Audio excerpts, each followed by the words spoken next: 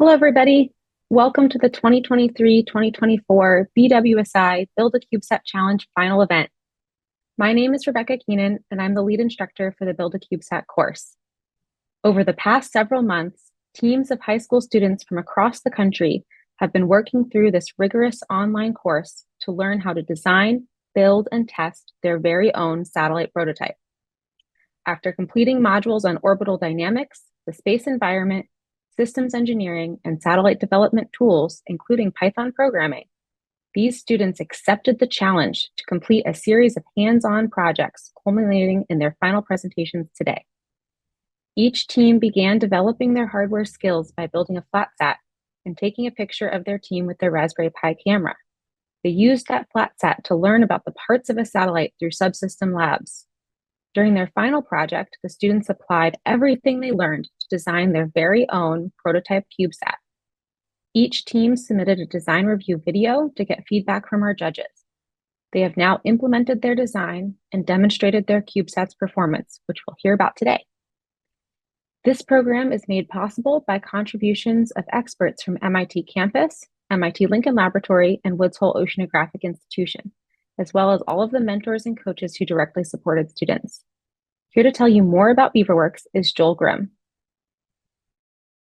Hello, my name is Joel Grimm. I'm here at MIT Beaver Works, which is a collaboration between MIT and Lincoln Laboratory.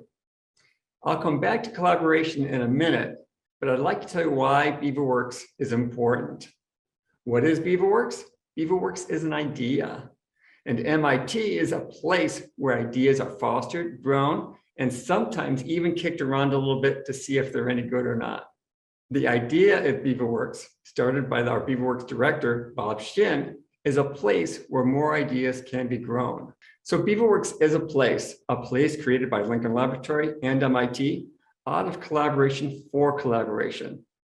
As a place, and actually we're located in more than one spot, we're on MIT and have our original space at 300 Technology Square, and now have newer space in Building 31 with the Aero Astro Department. But that's the thing about ideas, they tend to spread. These places serve many purposes by design for collaboration, for classrooms, and prototyping. The idea that we can take real-world projects that we see at Lincoln Laboratory and challenge MIT students to develop new and unique solutions, researching, testing, prototyping, as they learn how to be scientists and engineers is one of the strengths of Beaver Works. An idea is just an idea until you build it. And the shops are where you can do that, to go from ideas to prototypes. So much is learned in the process of creating and building. And as collaboration is key to innovation, we want the collaboration with scientists and students to inspire great things for them to do more and go farther with their ideas. Beaver Works inspires students to do great things and lead to more great things, like the Beaver Works Summer Institute. It's a place like MIT where ideas are encouraged and brought to life. It was started in 2016 in response to a challenge to Dr. Bob Shin to create a program that uses the MIT mindset to collaborate, to work together, to use projects to learn how to do things, and with a focus on computer science and artificial intelligence and technologies, and specifically for high school students, because we saw students coming into college without some of those skills. This is what BWSI is at the core. It's project-based with teamwork, and we have scientists and engineers who are doing active research coming to teach courses in the summer. It's so exciting to see them be able to share their research with students. Our first year started small with 46 students, but we had big plans to move forward on this. We started with the Autonomous Race Car Challenge, which was a college level course for MIT students. Bringing it to high school students and seeing them succeed was amazing to see them learn to program by creating these autonomous cars. Flashing forward to our sixth year in 2021, we were able to pivot to run a virtual program, but we're still growing, still creating new content, and still impacting more students. We are creating satellite programs in other areas. They're able to use our same content. We're adding new content every year and increasing the number of skills that students can learn about in different technology areas. Expanding the impact of BWSI. We've got many ways we're trying to do that. We're creating more courses every year, like I said, but not only are we creating more content for the summer program, but we're also putting that content online to make it available for independent study. In the spring and the fall, we have shorter programs that focus on getting underrepresented groups and younger students involved. And finally, we're developing partner programs like the Build a CubeSat program, partnering with professional organizations that help provide the guidance and the mentoring for student teams to build their own prototypes and learn engineering in the process. Finally, Beaver Works is transformational, providing opportunities for students to learn, to grow farther than they thought they could, and become more than they are. Thank you. Thank you, Joel. This year, we are proud to partner with AIAA, NSBE, and SWE to help organize and judge the challenge, as well as recruit mentors to work directly with each team. We would also like to thank the Patrick J. McGovern Foundation, MIT Lincoln Laboratory, Draper, and the Air Force Office of Scientific Research for sponsoring this program. Thanks to support from these organizations, we were able to give each team a hardware kit that included everything they needed to complete the labs and build their very own 1U CubeSat prototype. Although the kits do not include space-qualified components, they do include representations of each of the major subsystems you would see on a flight spacecraft. Dr. Jerry Wolitz from our sponsor Draper would like to congratulate all of you for completing this challenge.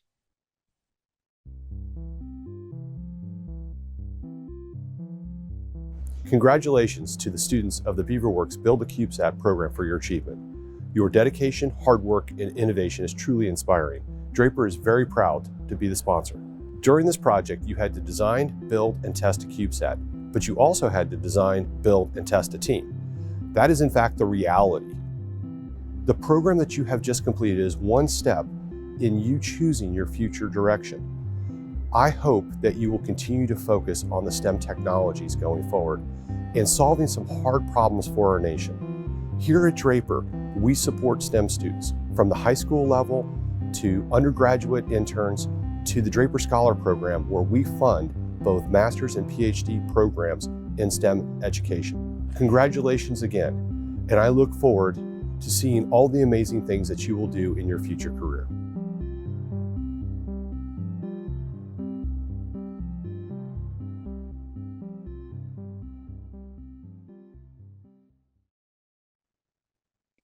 Thank you to Draper and all of our sponsors.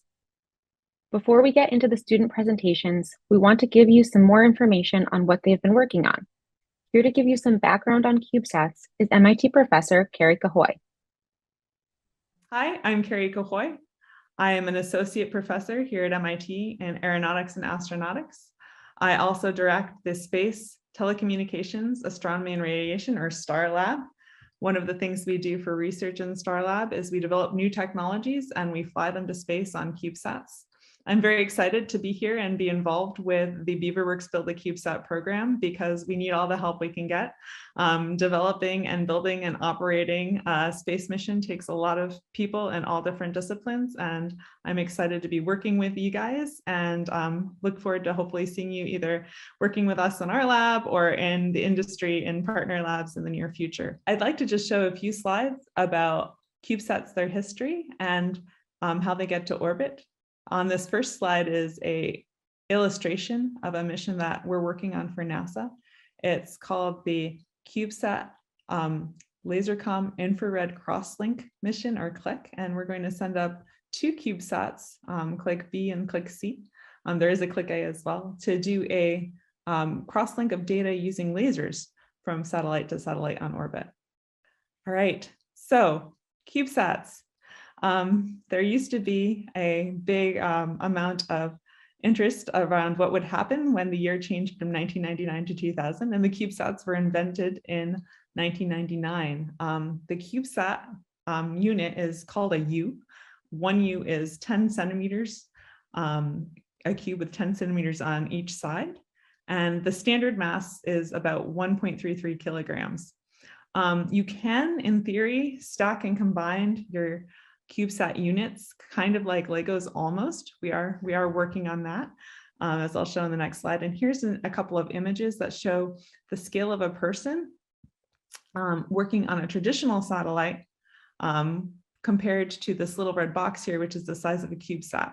So that's about the size scale. So satellites, we basically shrunk them and their capabilities from being something that was nearly school bus sized to something that was much more like a shoebox. We are working at MIT in my lab on an idea to stack them together even more like Legos. So this is a project that 2 grad students, Mary Dahl and Ezine and Meng, are working on, where we have a robot to put together CubeSats on orbit. And so we had the students develop parts that snap together and can hold an electronics board in each. And you could have a container of different parts on orbit and then be able to put them together on orbit in just the way you needed, with just the right amount of propulsion or the camera or the electronics board you might need, or to replace something. So this is just to emphasize that, we really would like to stack them together like Legos, even if it's not quite like that right now.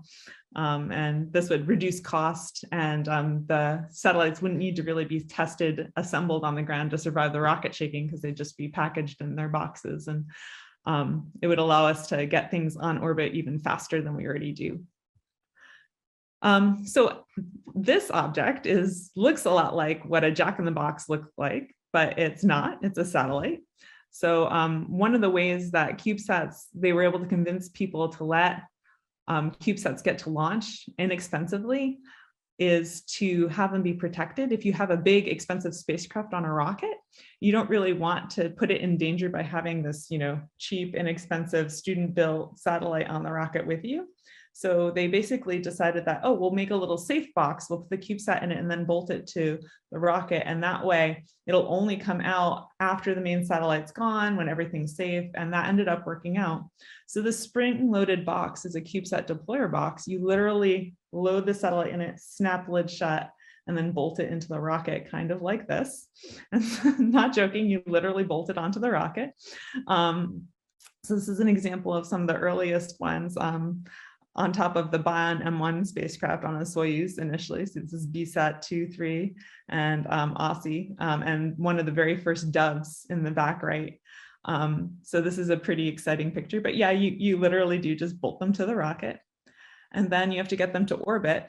So this is after multiple years of launching CubeSats, people started to really do it in earnest. And this was one of the first missions. It's a PSLV that launched from India, where they actually figured out how to get over 100 CubeSats on board the rocket with one big satellite at the same time. And so this is a kind of fun video that shows 88 Planet CubeSats, as well as several others being deployed, kind of like clowns from a clown car. From both sides, one after another. And they're just coming out one after another, and you can see them kind of deploying. Off they go. And if we wait a few more seconds, they deploy the next one, then they open the box, the spring pushes the CubeSat out, and they just kept that up for a whole bunch of minutes to get all 100 of them out. So that's a big deal, and it's kind of where we are now.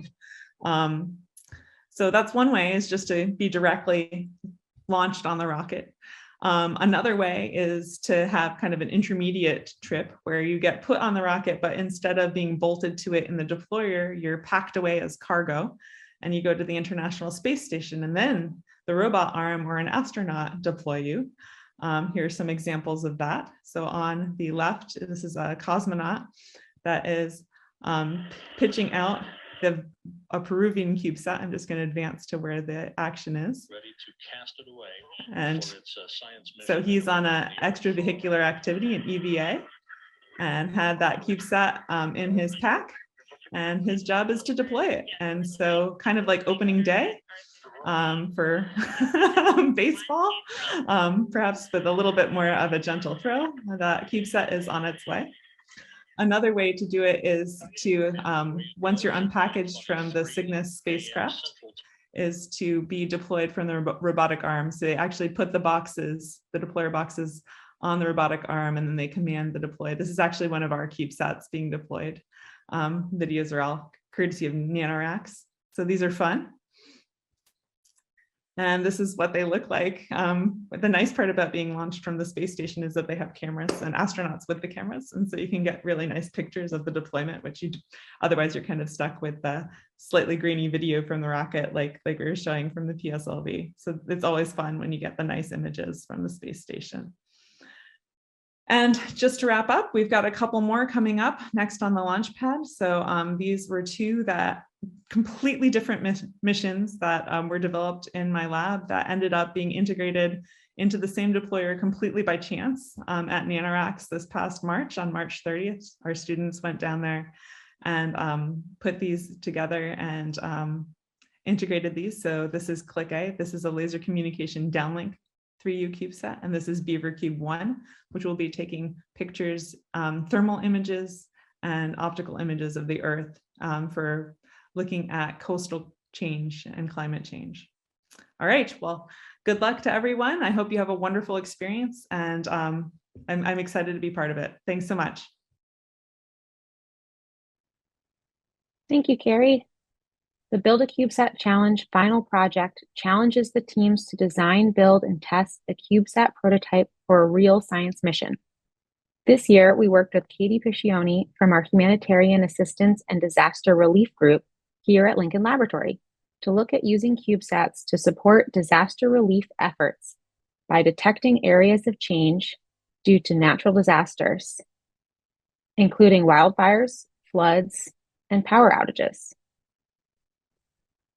The Red Cross defines disasters as serious disruptions to the functioning of a community that exceed its capacity to cope using its own resources.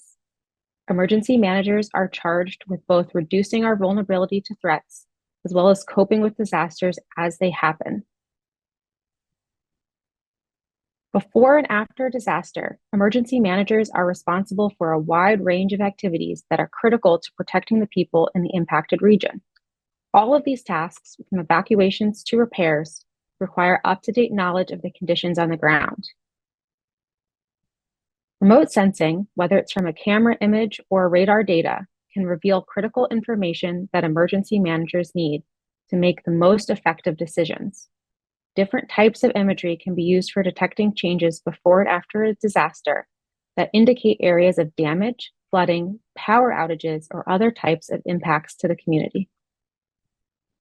Often, emergency managers rely on on-the-ground reports or aircraft flying over an impacted area to learn about the real-time conditions. These methods are close to the ground, which helps provide high-resolution data, but they also have limited coverage area and may be costly to deploy for smaller scale or less urgent incidents. Satellites are always on orbit and can see large portions of the Earth at once. This allows satellites to provide global, persistent coverage that emergency managers can rely on. For this challenge, we asked the teams to consider not only how they would collect imagery with their visible light camera to aid emergency managers, but also how they would process, analyze, and distribute that data. Students were challenged to create their own disaster scenario and a concept of operations for how their CubeSat would conduct their disaster relief mission. Each team was asked to demonstrate the collection of pre- and post-incident imagery that they would use to detect areas of change.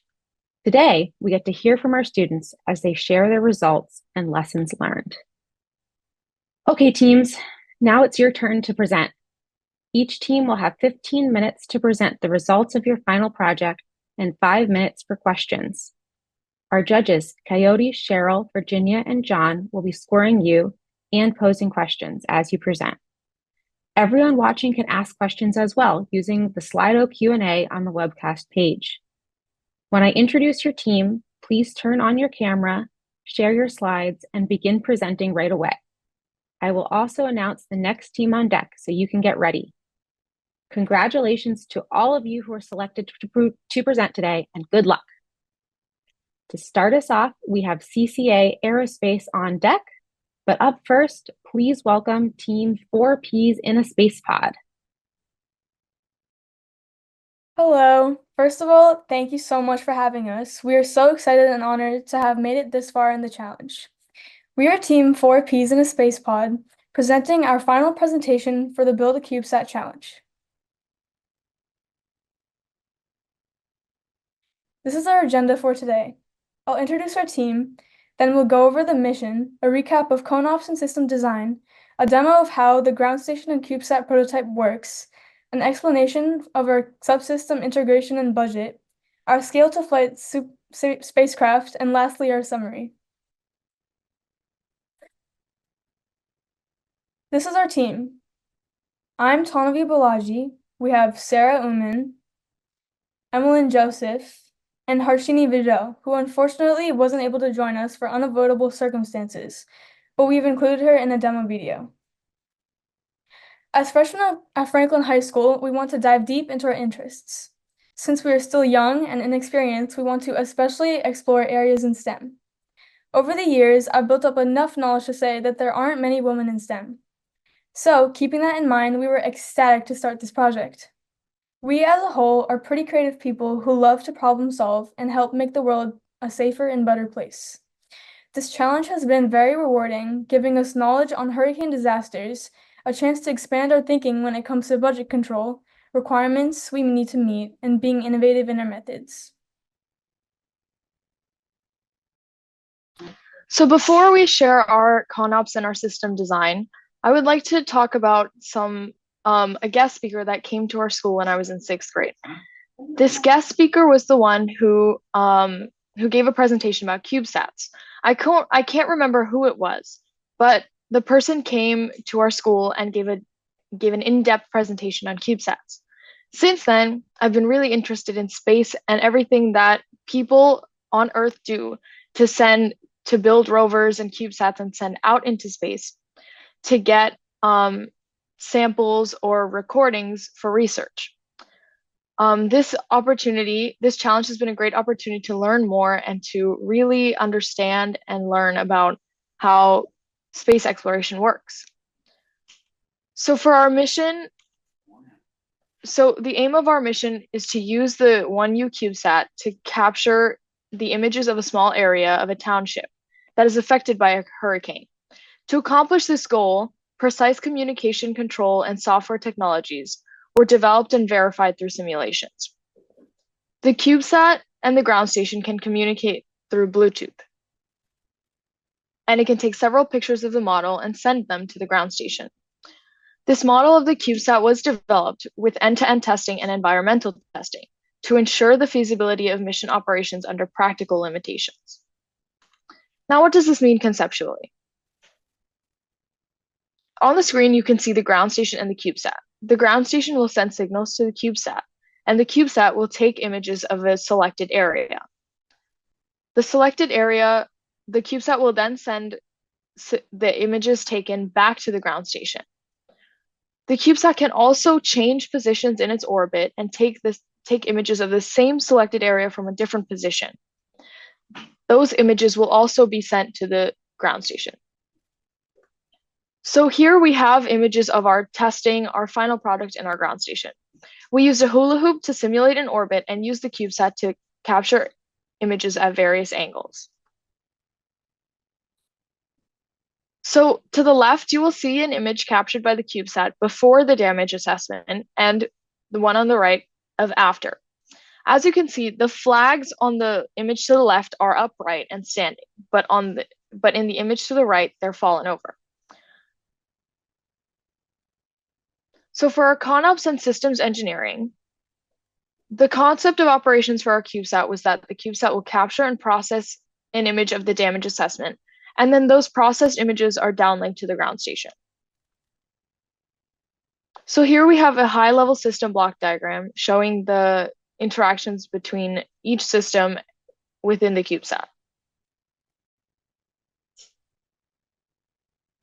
For software architecture, this is a design that shows each software state and each transition that the CubeSat will go to get from one state to another. Now, for our demo of the ground station, we used a Windows laptop Dell as our ground station. We SSH'd into the Pi and also established a Bluetooth connection between the Pi and the laptop. We also measured the RSSI between the two devices. So for our ground station demo, we're going to play a video to show you. So first we opened a PuTTY session to connect to the Pi.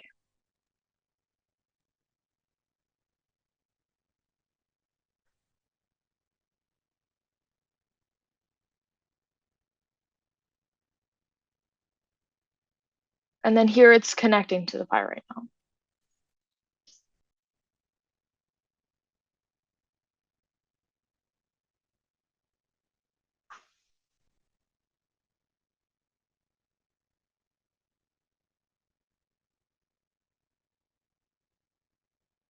Then we opened up another PuTTY session to connect to the Bluetooth.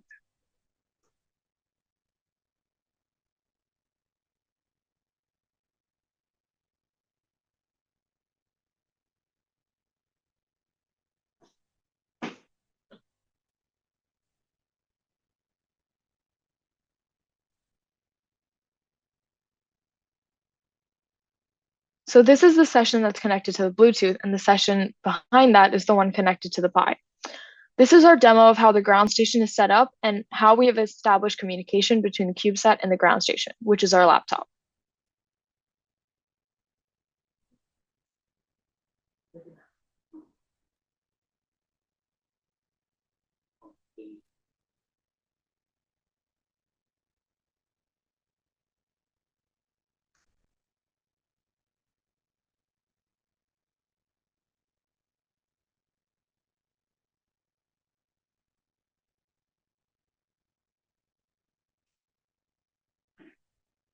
So here you can see the default agent request was successful. So our Bluetooth connection is successful and our connection to the Pi is stable as well.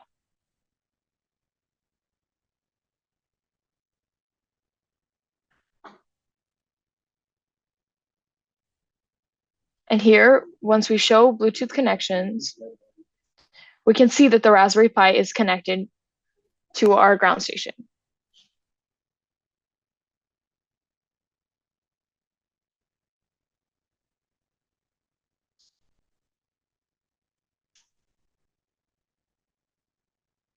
Okay, now this is the demo of how we're showing the ground station is during a CubeSat demonstration.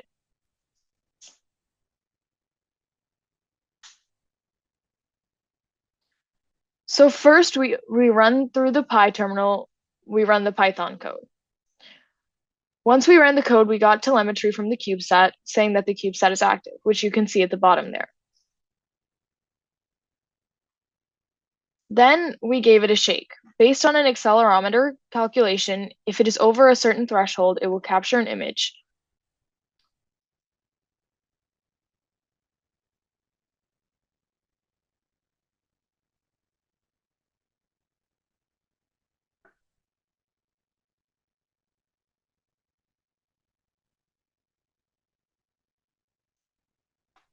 So upcoming is a video of Harshini going through a demo of how the CubeSat is powered.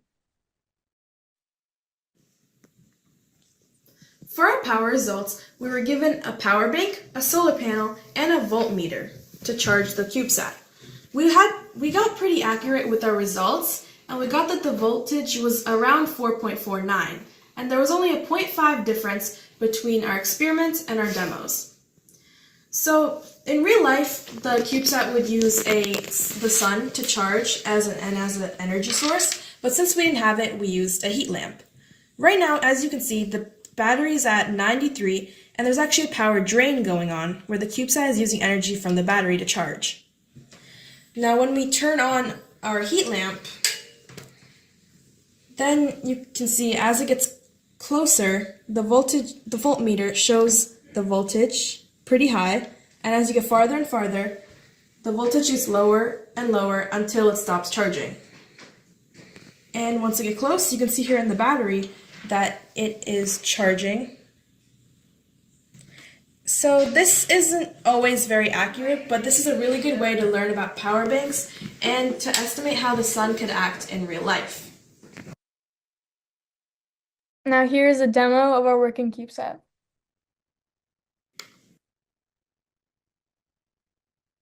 So the Raspberry Pi got connected to the power.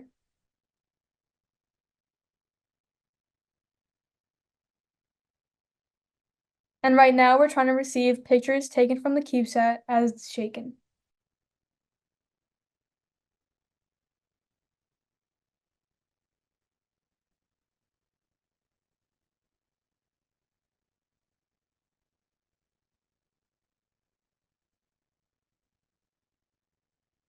So for the camera interface, we could start the camera, focus the camera, take multiple images in an interval, flip the image, and etc. However, we did not use OpenCV2 or other Python imaging processing libraries to any image processing.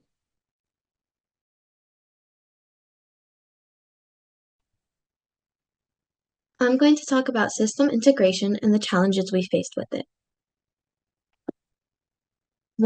So following the CubeSat or the FlatSat challenge instructions were pretty straightforward. One main challenge we faced were the screws. We had to take it apart a couple of times because of that. 2, the initial SSH connection to the Raspberry Pi gave us errors, but that got resolved on its own the next day. 3, camera integration also gave us errors with not being able to detect the camera. However, after we reflashed the card, it got resolved. 4, integration with IMU was simple enough. Once the device could detect a shake, we stopped there and did not add anything else. 5, the Python code to capture images was very easy and straightforward. 6, once we got the image and the quality was excellent, we kind of dropped the ball on imaging. This kind of went to the back burner.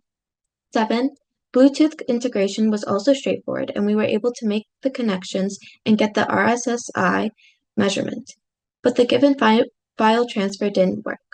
When we tried to browse the folders, it would return an error, host not found. We also did not use the Bluetooth to detect location and antenna integration.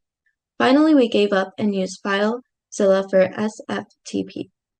For a while, we were not sure if batteries should go on the inside or the outside of the structure. In the end, we ended up putting the battery on the outside of the structure. We also used double-sided tape to attach the battery and solar panel to the exterior of the structure.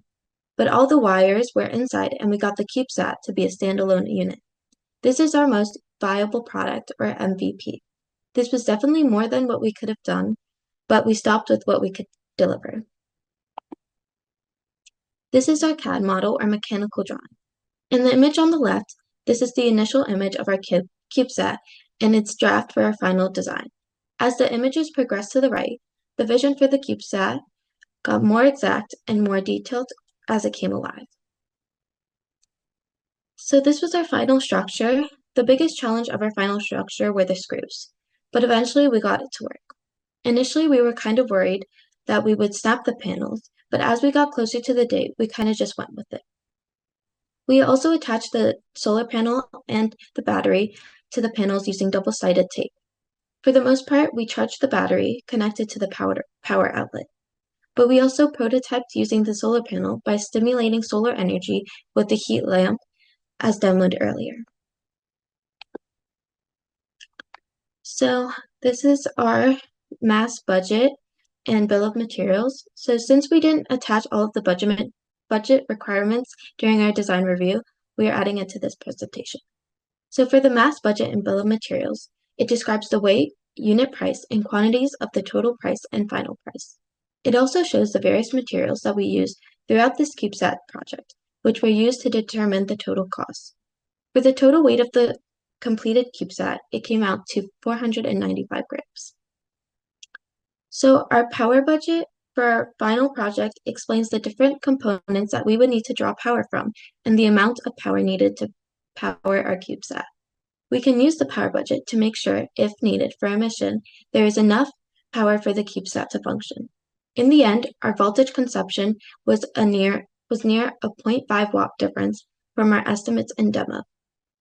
For this CubeSat project, the link budget is supposed to represent the amount of data between our CubeSat and our ground station, which would be our computer.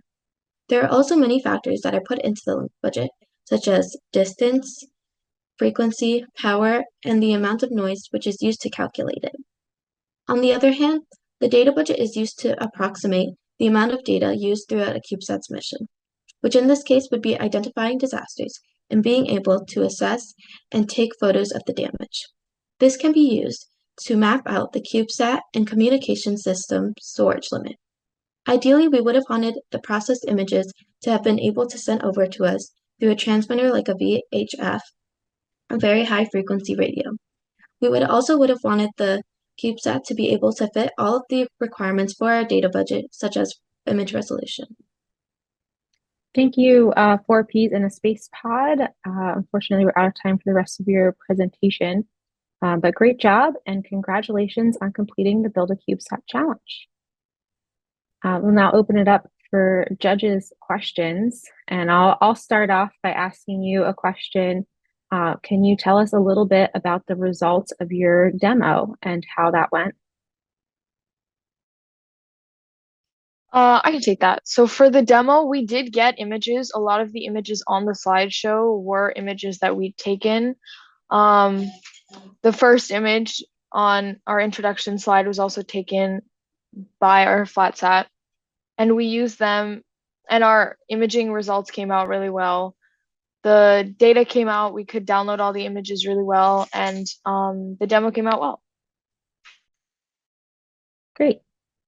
Now I'll open it up for any questions from our other judges.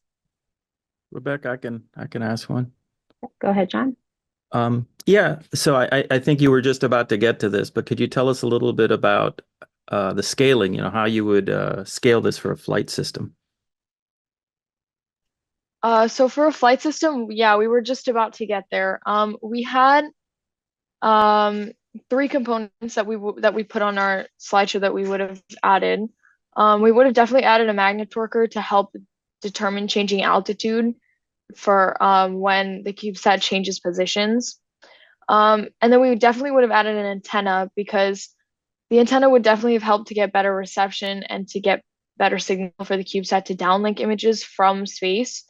And then we also said we would add a micro reaction wheel to work with the magnetorquer to help reposition the satellite to take images accurately. Thank you.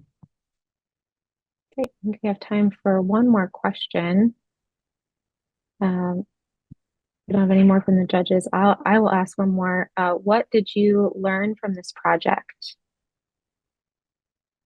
There's definitely a lot that we learned from this project, like how hurricane disasters and like how different materials work together.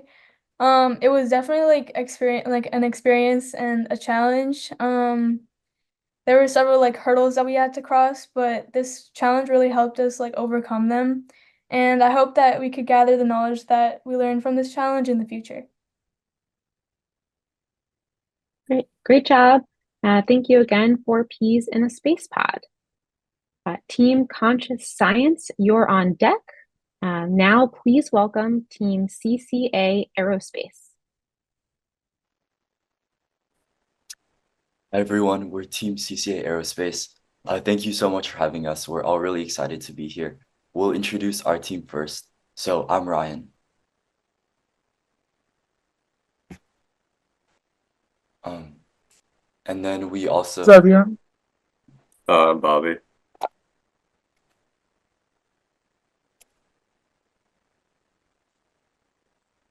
I'm Tan. I'm Tasia. Kaushik as well.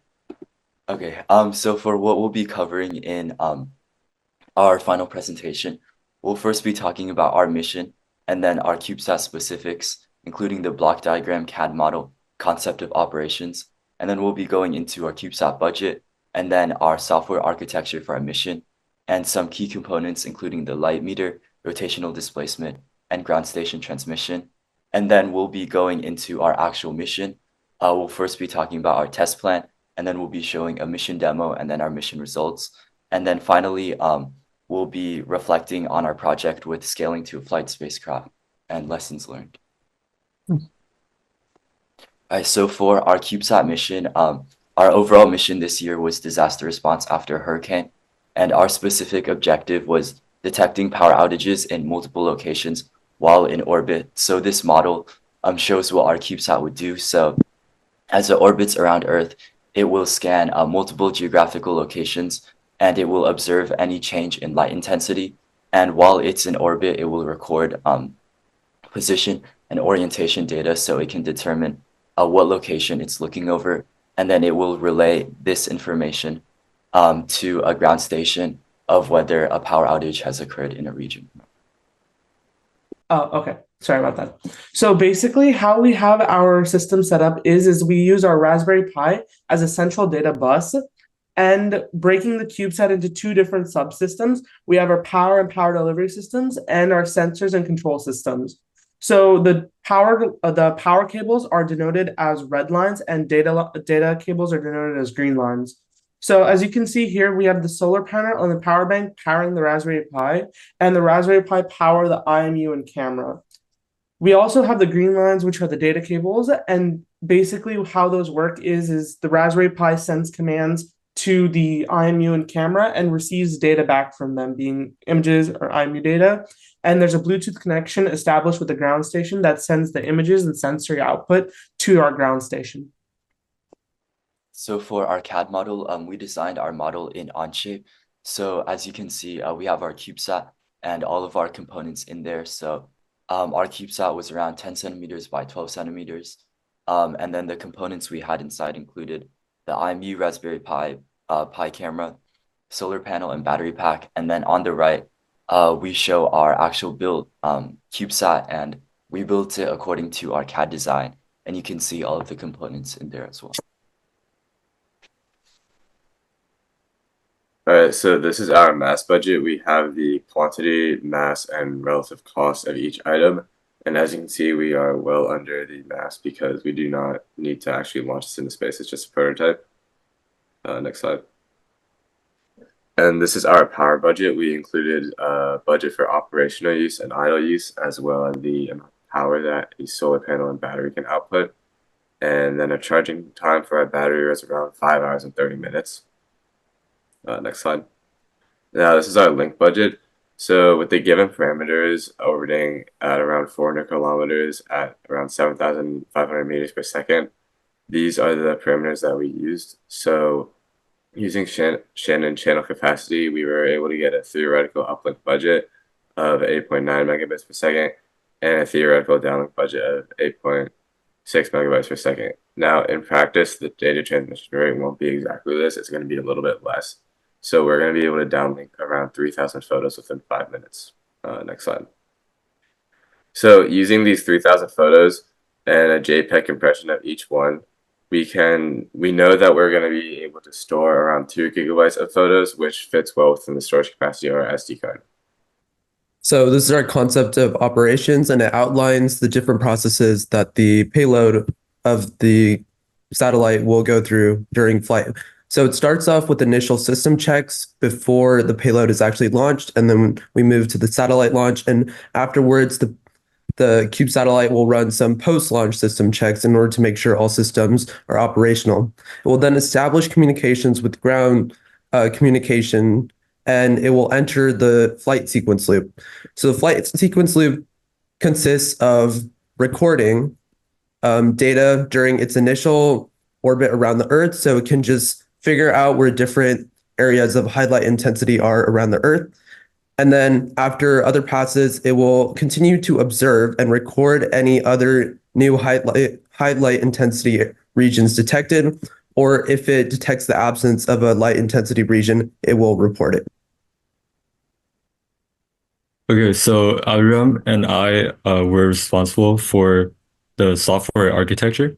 And so what we did here is, since we are trying to detect power outages, we split the software into sort of 2 stages. The first stage is the training stage, where we collect data that we will use to compare. And then the second stage is where we pass the CubeSat in orbit, where it is actually detecting the disaster. And once we have the 2 data sets, we can compare them to see whether any significant changes have been made. So here we show our development stage, in which we test and implement our 2 subsystems, which is a light meter to detect power, and rotational displacement, which will tell us the orientation of our CubeSat. Then we move on to the testing stage where we run multiple orbits and test the light meter in different light environments, and finally optimize the thresholds for light meter and rotational displacement. So for the light meter, we chose to use the OTSU method, which basically is like the exposure meter that we see on the right. So we first mask the image so that we cover the area of the interest, aka the Earth in this case. Then we use the built-in spotlight exposure settings on the Pi camera to detect only the highlights, because we care only about the power in the particular region. Then we threshold using OTSU, and then we contour to detect the regions and the number of regions that we have. So for our second subsystem, all we did was use the accelerometer and magnetometer readings from the IMU to calculate yaw, which is rotation about the y-axis. And from that, we can determine the orientation of the CubeSat as it orbits around Earth. For establishing communication with the ground station, we ran into issues using Bluetooth for file transfer, so we decided to use SCP over SSH in order to allow for a reliable connection to the ground computer and support file transfer, as demonstrated later. So this is going to be our mission demonstration. So we're just going to break it up into 3 stages. So we'll just start with the pre-mission. Next slide, please. Next slide. So we created this sort of flow diagram or this table diagram to make sure our CubeSat works before our mission begins. So we're making sure if it can power on, establish a connection with the ground station, then if the ground station can upload the mission, and if the CubeSat can get the mission and run the program. Next slide, please. So this is just a quick demo video. So first here we plug in the CubeSat, and then we're connecting it onto VS Code. And then once the whole CubeSat starts getting connected, we put in the password and everything. And once all of that is done, then we're going to open the CubeSat code, and then we're just going to start loading the code. So we just start running the light meter program, which was talking about at the beginning. So basically now the CubeSat is operational. And then, yeah, as we can see from the pre-mission results, we were able to successfully pass all of these tests. So for our actual mission, for our mission test plan, some of the criteria that we set forward is our CubeSat will be able to correctly tell when the light is off versus when the light is on.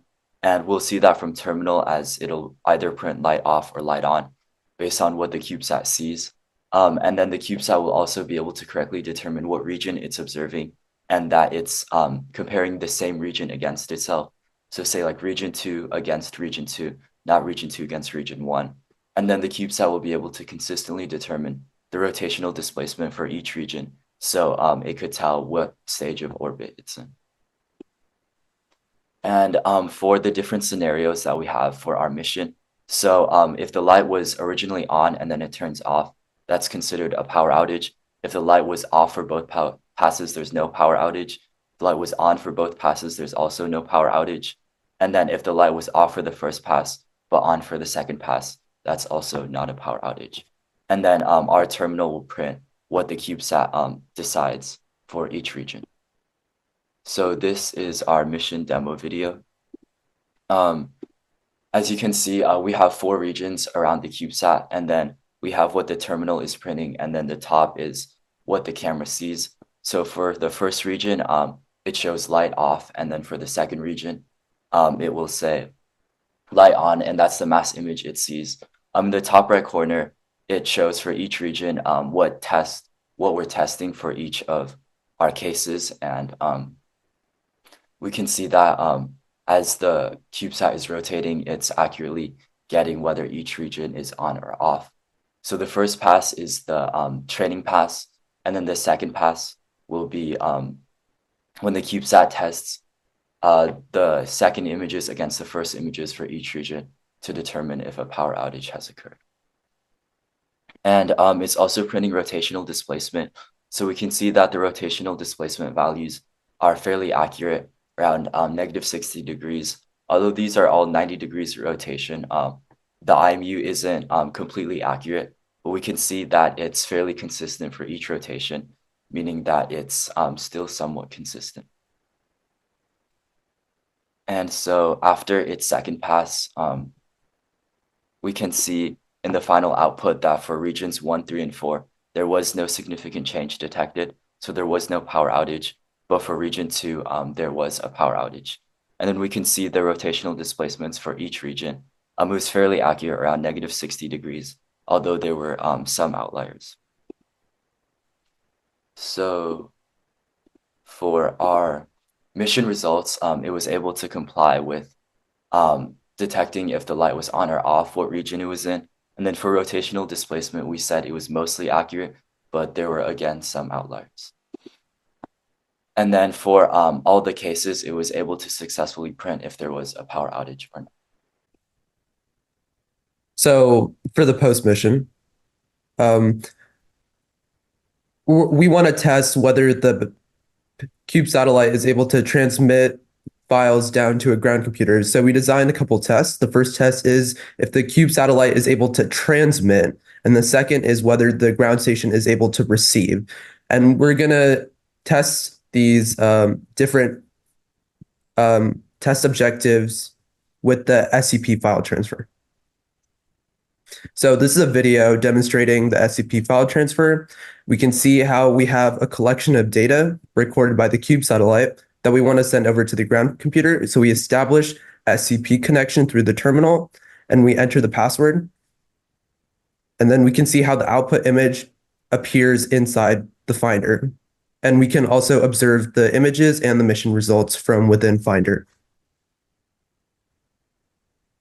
So we can see how the Cube satellite was able to transmit the images over the SCP, and the ground station was able to receive the images. So the Cube satellite did comply with test objectives 1 and 2. So in general, the Cube satellite was able to successfully pass all system checks in the pre-mission. It was able to record and detect changes in high light intensity during the mission, and it was able to successfully send files over using SCP in the post mission. So it passed all 3 mission states. While our Cube satellite was great on the ground, scaling to spacecraft is going to be a different challenge. So to do this, we're first going to start off with a better camera because we want to get higher quality results from a greater altitude. The next one is an improved bill of materials, basically, so improved structure and improved electronics, because we want all of this to be space resistant, basically. So it needs to be ready for the harsh conditions of space. Next, we want to do some thermal management and altitude control with the CubeSat. And then we also want to send ground station alerts once the CubeSat has detected a power outage. So maybe like, I don't know, have a horn in the ground station. So some form of alert. Next slide. So lessons learned in terms of software, we learned to not use the most complex method that we have available. So first we tried to use CMOS resistance values directly from the Pi camera. Then we decided to go with the simpler option of OpenCV pre-processing. And then another thing we wanted to do was logging the values consistently so that we can debug later once we have deployed. For example, if the pre-process method does not work under certain circumstances, it'll still send the black and white images as well as full color images back as it goes through each orbit in a particular manner such that it doesn't exceed the data link budget. Thank you, CCA Aerospace. It was a great presentation and good job. And congratulations on completing the Build a CubeSat Challenge. We'll now have 5 minutes for judges' questions. Hi, so what would you change to make your rotational displacement more accurate for your future CubeSat? So when we were initially testing our rotational displacement, what we were doing to get more accurate values was to run the CubeSat for however many iterations, and we take the average value of the rotational displacement. But in order for further improvements, we would probably need a better IMU that provides more accurate data. But yeah.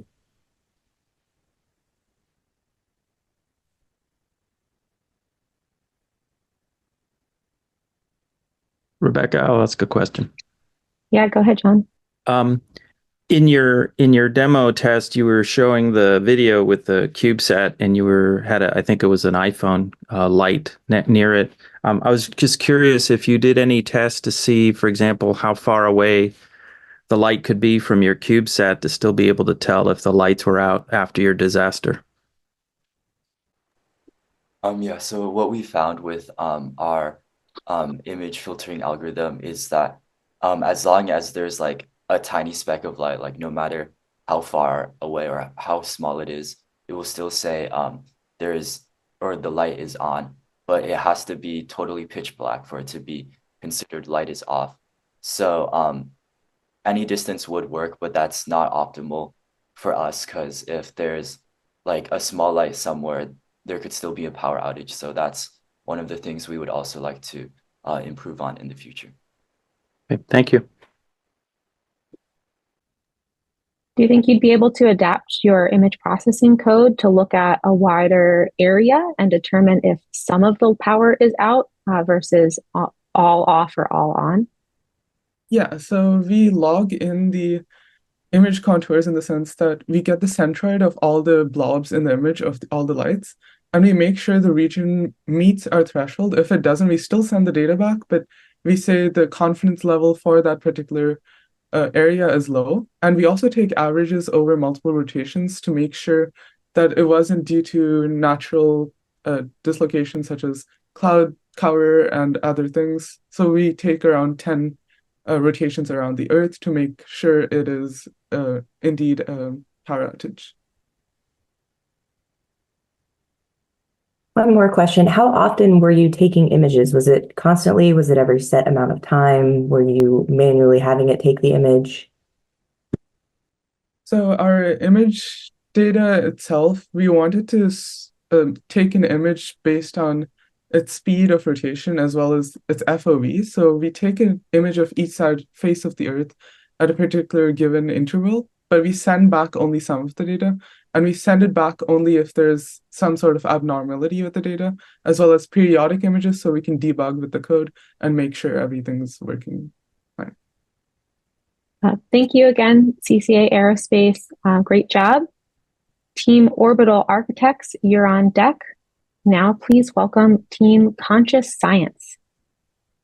And you can begin anytime. Okay. Thank you. Good morning, everyone. It's an honor to be here today presenting the final presentation of the CubeSat. We are proud to be the Conscious Science team. This team name was chosen because we firmly believe that while living in this world of remarkable scientific advancement and cutting-edge technology, it is vital that we uphold our moral values and act in accordance to our conscience. My name is Billy Wong, and I am privileged to coach this exceptional team. And here are our team members. Hello, I'm Derek. Hi, I'm Valentina Lin. I'm Aaron Lin. I'm Jarvis Liu. I'm Irene Lin. And in this final presentation, our main focus will be on testing our final system and sharing the valuable lessons we have learned. We have previously shared the preliminary design review in a separate submission, so it will not be included here.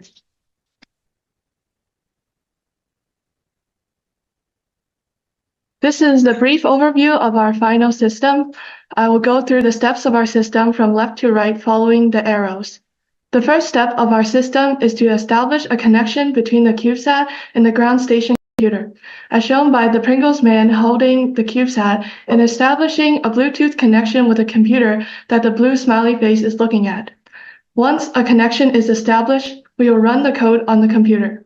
Then we will activate the CubeSat by shaking it, as demonstrated by Valentina in the GIF.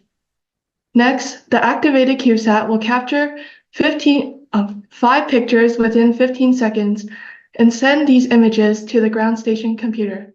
Finally, the code on the computer, as shown by the green smiley face, will compare consecutive photos to detect changes in the pixels and therefore identify potential flooding.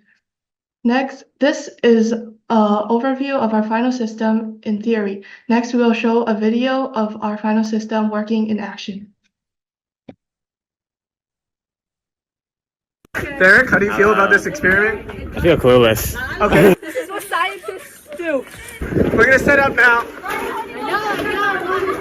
Fudge. I feel great. I think this is gonna go amazing. We actually disconnected this thing, but it's gonna go great.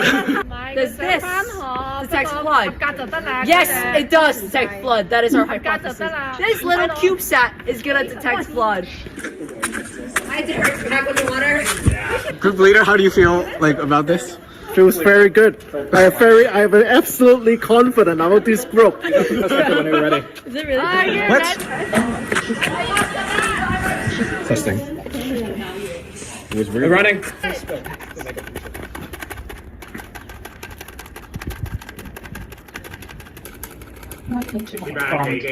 Yeah. Working. 1, 2. Second picture capture. Third done. Okay. Fourth done. Fifth done. Okay, that's it. Okay. It does say potential flood detected. Okay, let's see if it actually potentially flood detected. How do you feel after the test? Feels good. It was a success. I mean, at least we succeeded. C'était très bien. Good. We did good. It was good. I feel good. Everybody feels good. How do you feel after that test? I want to cry. Okay, I want to cry. Next, Irene will give a brief overview of our test results. We hope you guys enjoyed the video as much as we had fun during the process. For the results of our final test, we were eventually successful in making the CubeSat detect blood. We attempted multiple trials where our software failed to detect blood, and we consistently adjusted our testing methods. After adjusting our testing methods each time, our CubeSat was able to detect blood by the 5th trial. After the computer compared the consecutive photos and detected a change in pixels, the software identified that this change signifies potential flood. When we took the consecutive photos without flooding the pavement, the software concluded that there is no flood detected. This change in pixels is a representation of the difference of the cement pavement before and after water coverage, which was our definition of flooding. By being able to detect the change in pixels, our system fulfills our mission to conclude with the signal potential flood detected. Next, we will have Jarvis explain to us the modifications we made from the original design that made our mission more achievable. So here are the modifications from the original design review. So originally we had the CubeSat detect blue pixels. So if it were to detect the color blue, it would be able to say that a flood was detected. But this does not work on the pavement that we tested on because there's no color blue showing up. So to fix that, we modified the CubeSat to detect the change in pixels so that if there was a significant change in the color of pixels, then it would detect the flood. Another change that we made was the amount of pictures that we took, which was originally 100 pictures per 5 minutes. But that was too much for the computer, so we had to change it to a lower amount, which was 5 pictures in 15 seconds. And also, our original distance was set to be 450 meters, but since the Bluetooth connection wouldn't reach that far, we changed it to be around 20 meters. Next, we have lessons learned presented by Derek. Hello. During the 5 attempts, we faced several challenges that included high threshold levels, inability to reuse the same test site, as well as the lack of coordination and communication among team members. We should have set a realistic expectations for our satellites, such as the threshold level. This ties to our improvised testing sites. as we could not use the same test site as the floor was saturated with water, and we should have planned out our test better. We also realized the importance of communication and coordination and ensuring our roles and responsibility with each other, such as like checking in with each other and confirming that we knew what we were doing during the test, which has resulted in us failing 2 times, actually. And now we will have Valentina sharing the final slide.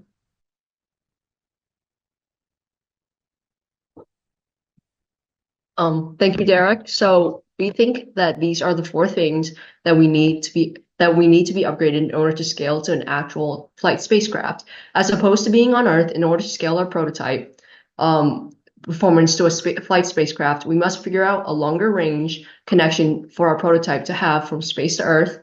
We should have bigger antennas connected to our laptops and satellites, which are able to receive information from space. The device we are using is incomparable to other spacecraft in which their antennas are larger and are able to receive information from a longer distance. Also, our camera as of right now can only take pictures on such a small scale, but with more advanced camera for us to take pictures from space, we would need a longer lens that is able to capture further subjects. Due to our satellite only finding differences between images, clouds will interfere with the satellite's flood detection. Orbiting is another thing we have to scale, which means that our satellite would have to always be facing the Earth. In order to do that, we must ensure the satellite's position to maintain orbital stability. We also must consider the protection of our satellite with materials that last being in space. And we are grateful for the opportunity to share this presentation, and thank you for your attention. And this is our team, Conscious Science. And this is our CubeSat design. Thank you, Conscious Science, and congratulations on completing the Build a CubeSat Challenge. We'll now open it up for judges' questions. I want to appreciate all your efforts you have done. You have done so well in this presentation. But I want you to just mention maybe 1 or 2 lessons learned that this experience can help you in future career. In what are those things you can mention that you've learned during this CubeSat challenge that can help you in your future career? Thank you. Thank you. So if I wanna have you re-ask the question. So like, is it about how we can apply our lessons learned to future careers? Okay. We can apply like our teamwork and coordination to future careers. Because I feel like most jobs will need coordination between people, and as humans, we are like a cooperative species, and we would need to cooperate with each other. So I believe that the last point that I mentioned is probably the most important point, such as like teamwork and coordination between each other. Thank you. That's very good. A good teamwork there. Thank you. Congratulations. Thank you. Thank you. Thank you.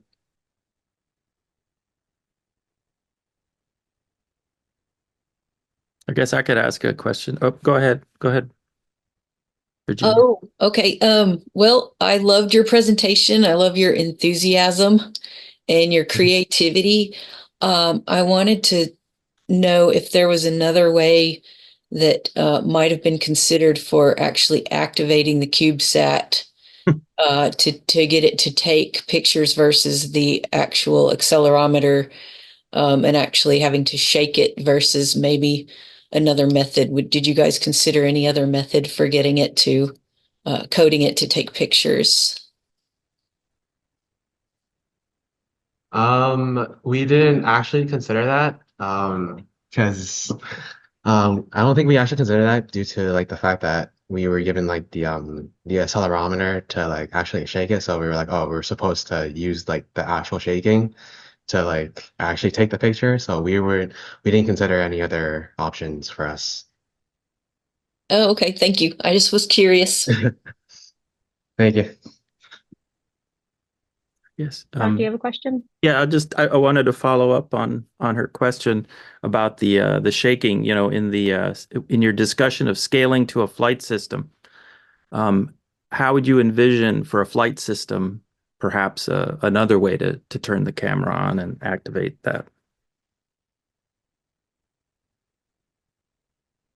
We can probably code it in order to like have it always on, but not take pictures until they see a change in the images that have happened. So once like they see the image change, it could sense for the code to work in order to take pictures and like for satellite to work. Okay, thank you. Regarding kind of a follow-on to that question, how can you describe a little bit more how you were doing your change detection of the pixels, since you originally said you were looking for blue, but then the water was more clear and then to a dark gray? Can you describe a little bit more what you were doing? Because we know that water is not always blue, so when the CubeSat takes pictures, we don't want it to, because if it was blue, it would only be modeling a trial. But in real life, if a satellite is detecting flood, the water will probably turn muddy, and therefore in the code we created a threshold of we recorded how many pixels there are in the first image, and then in the consecutive image, if the pixels changed from the first image, then we detected that there was flood. Thank you. Great. Thank you again, Conscious Science. Team FITree Learning, you're on deck. Now please welcome Team Orbital Architects. Thank you for having us on today. We're Orbital Architects, and I'm Avnish. I'm Sahil. I'm Srivatsa. I'm Stuti. I'm Shruti. And I'm Shreya. Okay, so for this year's mission, the CubeSat must detect any instances of power outages across various locations in a timely manner. So this is our system level block diagram. We'll start off with the structure subsystem consisting of acrylic panels and aluminum brackets. This subsystem serves to protect the CubeSat from perilous space conditions. Next, we have our power subsystem made up of solar panels and a battery. This system harnesses sun energy to create electrical power, then stores in the battery, and ultimately transfers power via USB cable to the command and data handling subsystem. This subsystem consists of a Raspberry Pi 4 Model B and serves as the main computing device of our CubeSat. And in addition, we have our imaging subsystem consisting of a camera, which will take pictures for the Pi to analyze. And there are two connections here, the first being the Pi's transfer of power to the subsystem, and the second being the subsystem's transfer of data to the Pi. Both are done using a ribbon cable. Continuing on, we have the ADCS subsystem containing an IMU, which incorporates an accelerometer, a gyroscope, and a magnetometer, which provide data regarding acceleration, angular velocity, and magnetic field magnitude. Again, the Pi is transferring data to the subsystem, and the subsystem is transferring data. But here, the transfer occurs via I2C cable. And last but not least, we have our communication subsystem involving our ground station. And here, there's a bidirectional connection using Bluetooth with our Pi. So before deploying our CubeSat, we have a certain number of requirements that must be met. So before deploying our CubeSat, it must first meet the one-use size and weight requirements, the size being around a dimension of 10 by 10 by 10 centimeters and a weight of less than 1.33 kilograms. And once that's met, we are ready to deploy that into space. And firstly, we must make sure that the CubeSat is at all times powered by solar panels and absorb and store sunlight energy during the day and use them during the night.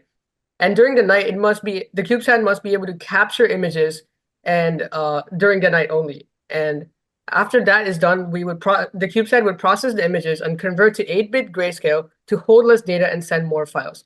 Next, the CubeSat must be able to perform image detection analysis to quantify the severity of the power outage. And once that's done, the CubeSat should send those images to the ground station while retaining as much data as possible.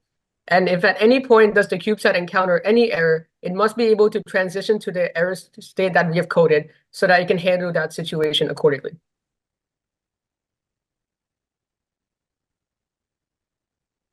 Thank you, Avanish, for that. Just changing the slide back, and thank you, Shweta, for talking about that.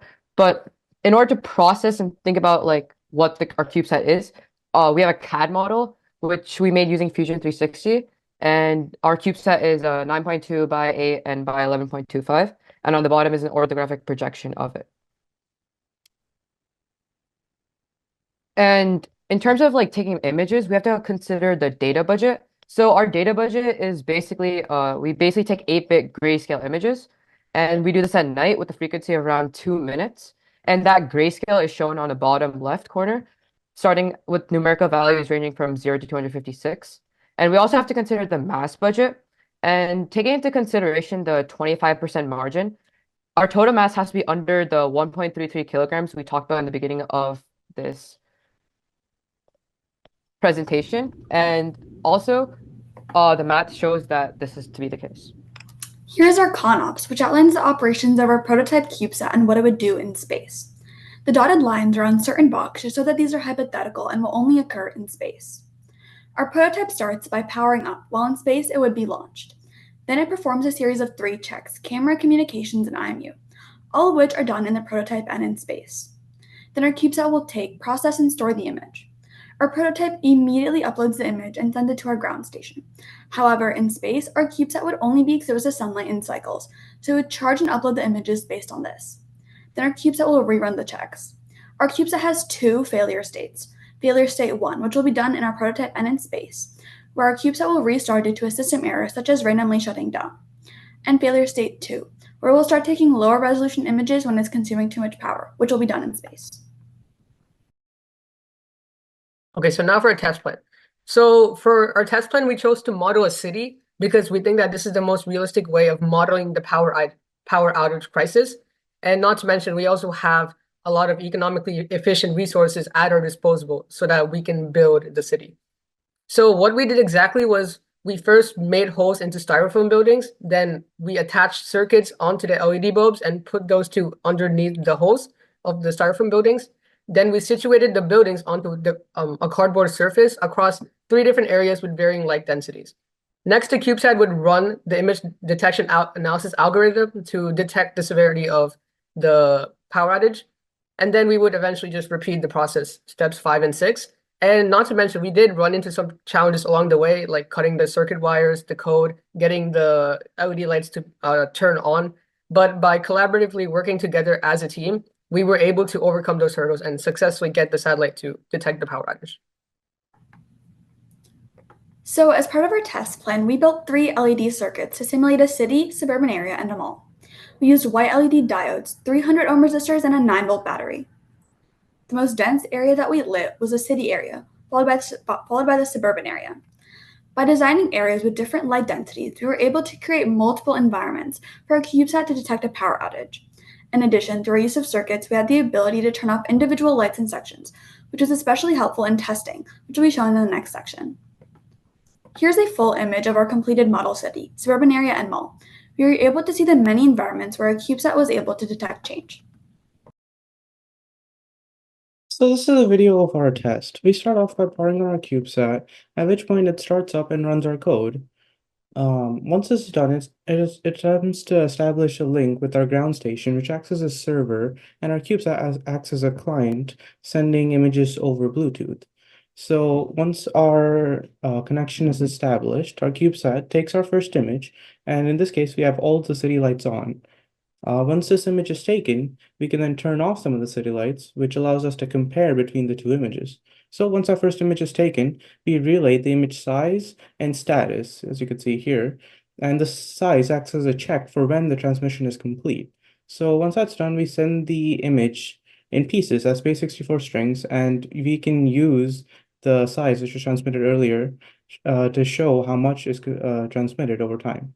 So once the whole image is transmitted, we save it and check if a previous image exists to perform image change analysis on, which in this case it doesn't.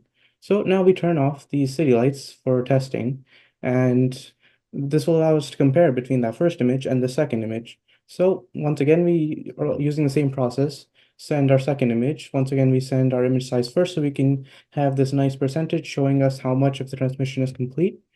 And now that both images are stored, we can begin image processing, which I'll explain more later. So now this is preparing for third image with our test line, but now what we're going to do is test what it does in an error. So we intentionally cut off our ground system by just stopping the code from running, and we see how the CubeSat handles this. This is just for a demo using SSH, and as you can see, it shows that the system detected this and it decided it needs to reboot. So as you can see here, we have the code for the CubeSat to reboot. Now, I'm going to explain our image processing and detection in a bit more detail. So, as previously mentioned, we take our original images from the CubeSat before and after, and we can convert them both to grayscale locally using OpenCV. We then take this grayscale image and send it to our ground station, where it is segmented here into 16 by 16, but in a more realistic use case, you want to do 100 by 100, but this is nice for a demo. So we segment it to 16 by 16, both before and after, and for each segment, we calculate a brightness value. What we could do then is subtract these brightness values to get the difference, which also helps us indicate the magnitude of a blackout, right? And we can represent this visually here in our shaded change, showing the magnitude of a blackout in each of these sections as a shaded change. And obviously, for a more realistic application, you would want to do smaller sections so you can get more precise data, as shown here. So this is 100 by 100 sections, total 10K. Now, these are some of our test results. This is the first test you just saw in that video where we turned off these city lights, and as you can see, it is accurately shown as a shaded change here where there was a power outage and the magnitude of it.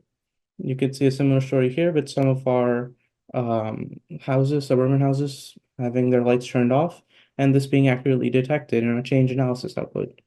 Now, this is an interesting story because, as you can see, all of our blackouts are detected accurately. However, there are also a couple houses where the reflections, which are magnified by the backing being reflective, are also shown as blackouts. But we chose this threshold value at about 100 because we believe that a false negative in this case is a lot worse than a false positive. Because we don't want to say these houses are completely fine when they aren't, right? And then this is the final image with all of our city lights being turned off and once again being detected accurately. Now, beyond just detecting when power goes out, we also want to detect when power comes back on to see something like recovery after humanitarian crisis or war, which would cause so many lights to go out. So here we show lights coming back on and we detect this throughout our city.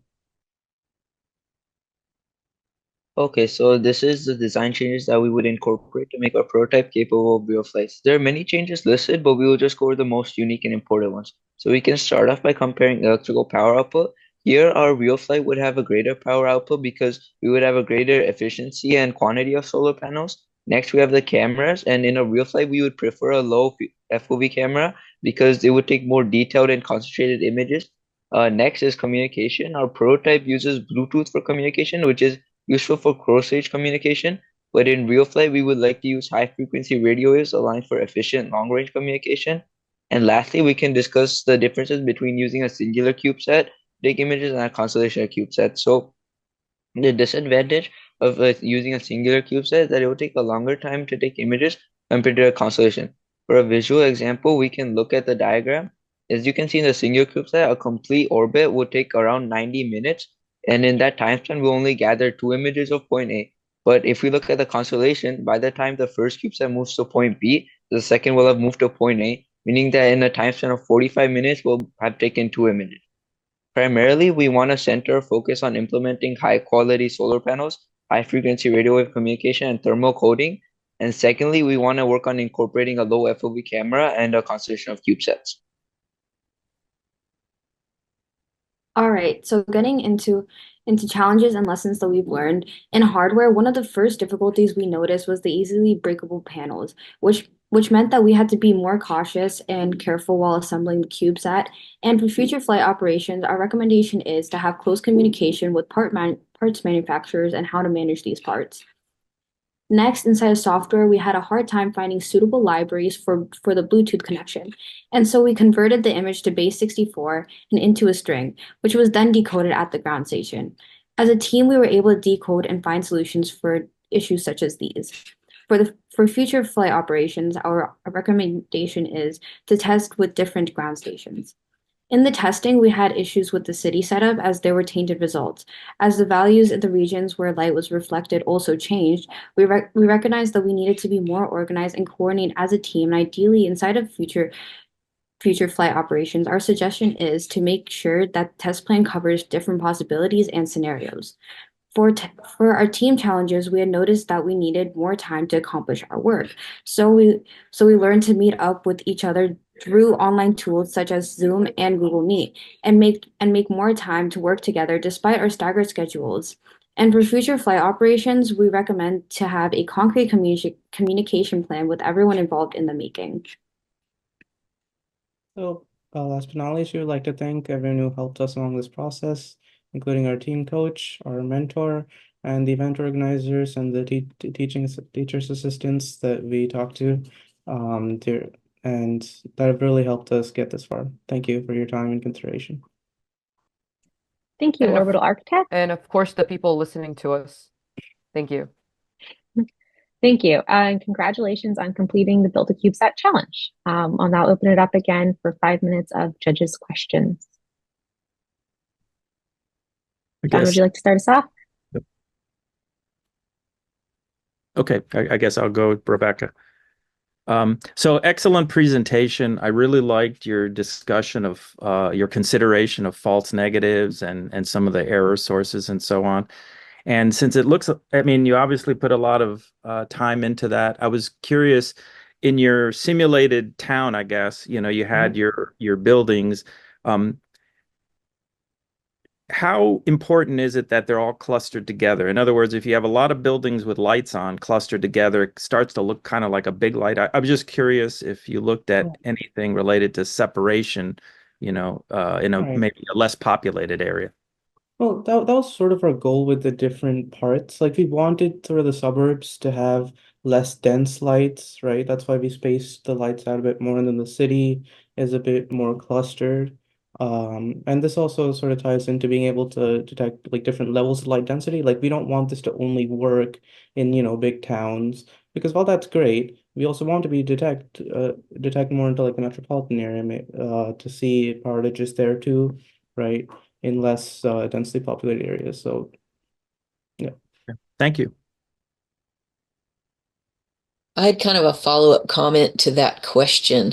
And I actually wanted to just say I really liked the variety that you guys did with the different types of possible residences and city and shopping areas. And I think that the reflection issue wouldn't be a problem in real life because the scaling would be a lot different. So you wouldn't have that issue with light from one building or one area reflecting onto another. So I think scaling into a real situation would solve that problem. I really liked your setup. It was very well thought out and beautifully done. Congratulations. Thank you. Yeah, I know we really spent a lot of time on the setup, like really thinking it out. And I think our team members can attest to the fact that we really did try our best to make this realistic and make something that works and is like could be useful, you know.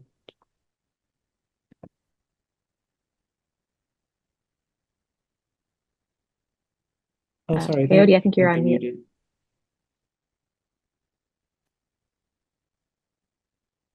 Sorry, you might be muted.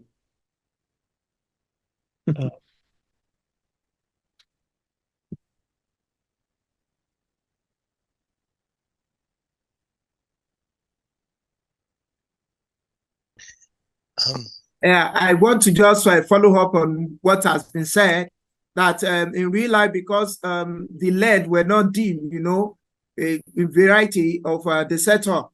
So that's why the reflection problem comes in.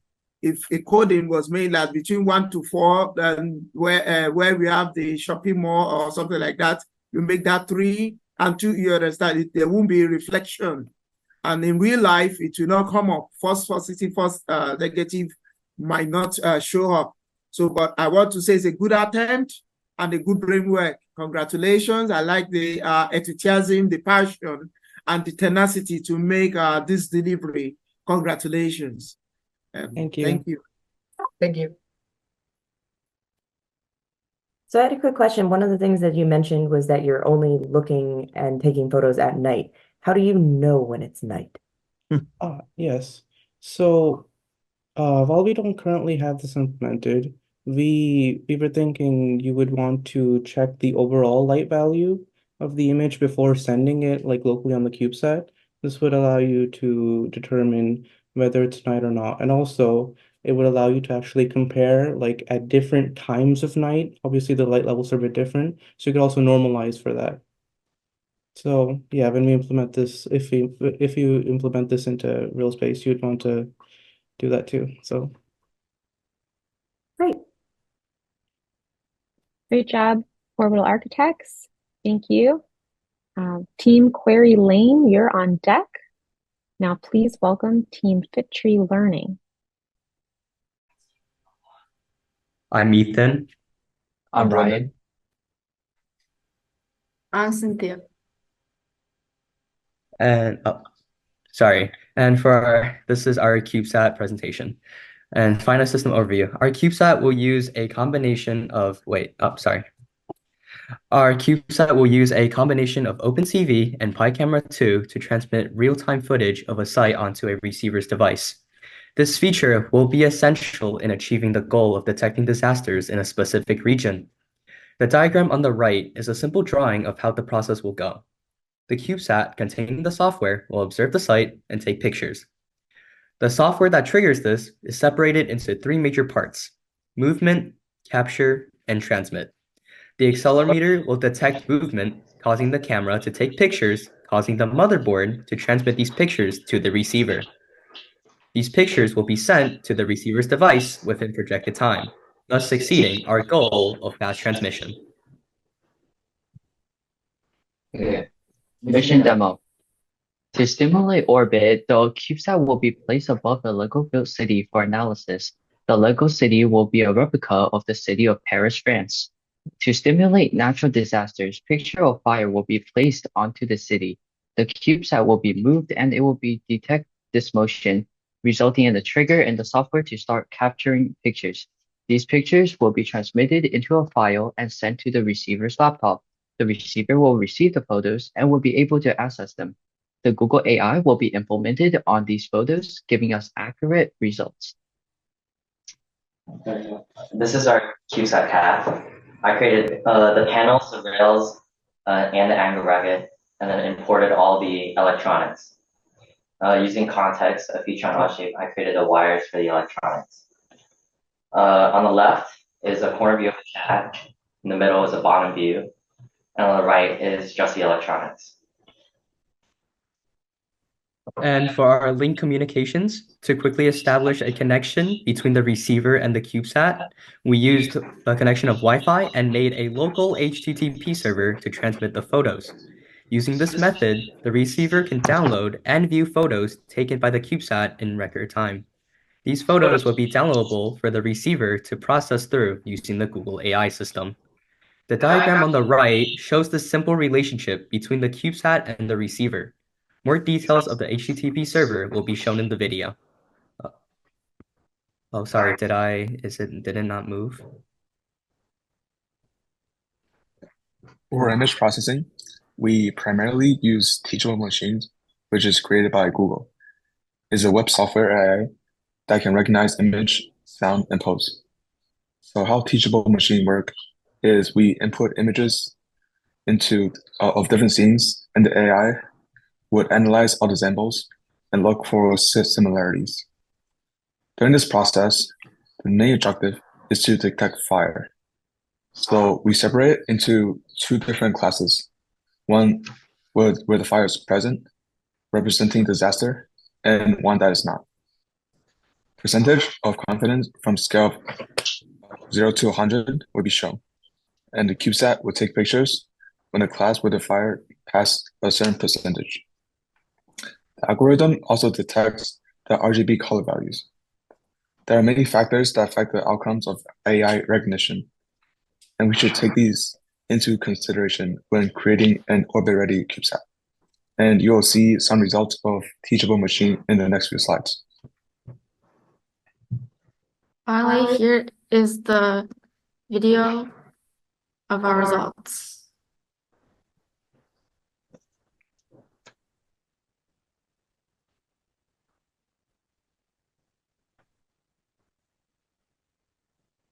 And as you can see here, below is the city, is the Lego built city, while while Vaughn and I are moving the CubeSat to take the pictures. And as you can see on the TV, the pictures of the Lego built city is shown.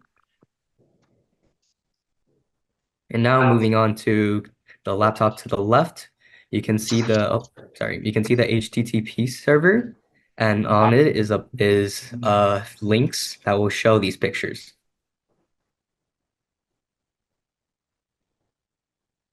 And now to the right of the slide, you can see the results of the Google AI analyzing these photos. And to sum it, the results from testing and final demo, the end would have 6 pictures taken, each a different part of the Lego city, and responses from the Google AI after examination, as you can see on the 4 trials below. There are, as you can see, only 2 possibilities, yes fire and no fire.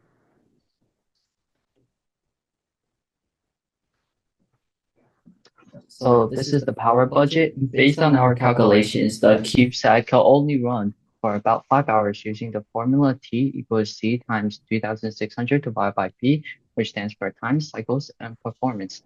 And the amount of power is typically measured in watts. The chart on the slide starts from the left and moves to the right first. We must determine the power source and where it originated. By doing so, we could better handle and identify power usage, safety concerns, and allow for extra power to branch off to the identified power source. Furthermore, we will retest and check for faults utilizing monitor testing until there's no more mistakes. During our experiment, our CubeSat has tested to have a total battery capacity of 10,000 milliamps hours, capturing 6 pictures, all with 17 kilobytes, 640 by 480 pixels, exposure of 1/39 seconds in the JPEG image. We also found out that the maximum capacity of the SD card is 32 gigs. And due to some Bluetooth error, we are unfortunately not able to use Bluetooth for connection, but rather using Wi-Fi.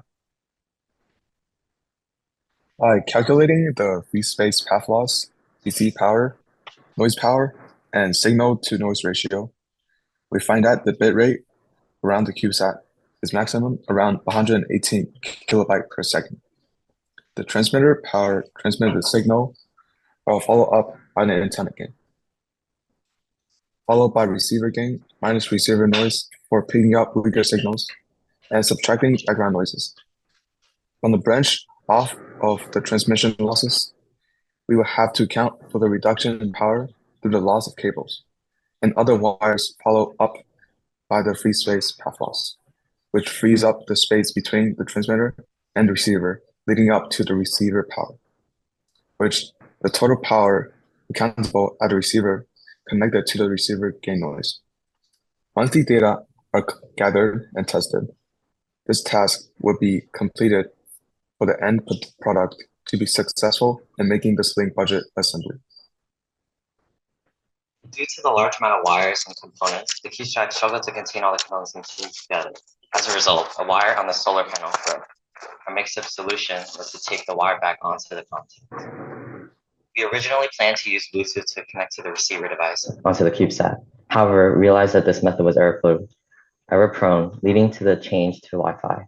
Fortunately, Wi-Fi was both easy and fast, making this our priority choice in the matter. Training the Google AI was also difficult due to many factors that it uses for classification. For instance, the size and shape of the fire greatly matters, often leading to misinterpreted results. Our solution was to train our AI with a larger sample size.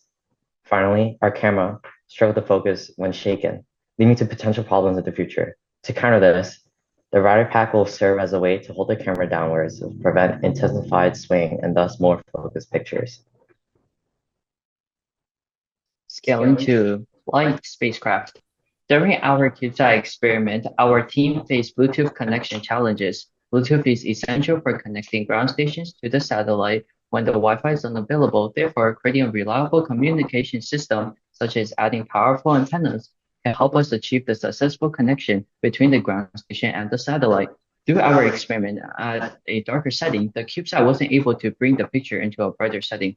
Therefore, a reliable communication system, future potential to detect at nighttime, and a powerful solar panel help to aid the scale of the CubeSat to a flight spacecraft. To add on, we have to download the lit version of OpenCV. Therefore, we missed out the certain features that we may be beneficial.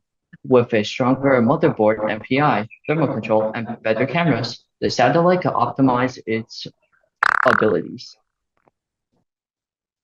First lesson we learned was to leave more time for planning beforehand.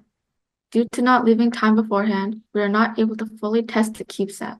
Fortunately, in the stretch run, we were able to finalize the code and discover a more reliable method of transmission.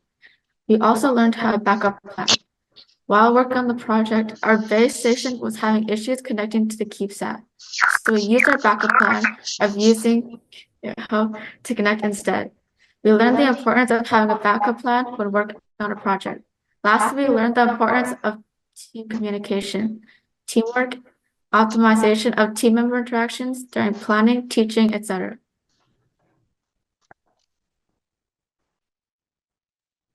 And thank you for listening to our presentation. Are there any questions? Thank you, FITree Learning, and congratulations on completing the Build a CubeSat Challenge. I'll now open it up for judges' questions. Hi, great job. Really interesting using it to detect fire. I'm curious if you had any false positives from using red Lego bricks, because you said you were looking to detect red. Yeah, so we primarily used the fire as the image for detection, and there aren't really any red level blocks, so that isn't really a problem. John, did you have a question? Yeah, I guess if you could just maybe comment a little bit more on how the team interacted with the satellite through the ground station. I think you went over that maybe a little bit quickly. If you could tell us a little more about that. So about the video on the slide, we showed the computer, the laptop on the left was the HTTP server, and on top was 6 links, where each link was a picture that was taken by the Raspberry Pi camera. This also shows the Google AI can use these photos to analyze, which connects the ground station to the Pi. Thank you. You can, on the ground station and connection, when you use Wi-Fi, yes, it was faster. But is there any other challenge that you, encounter in communication between CubeSat and ground station and the use of the Google AI in your presentation? Can you just maybe go by it again, please? So the process of how our design is going to work is where the Raspberry Pi is going to take pictures of the disaster site, and through the server, it will transmit to the laptop. And the laptop can therefore put these pictures into the Google AI for the AI to analyze it. And in the end, it will release a percentage or a result. And the results are there is fire present or there is no fire.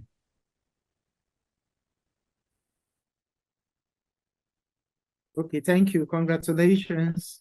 I have a question.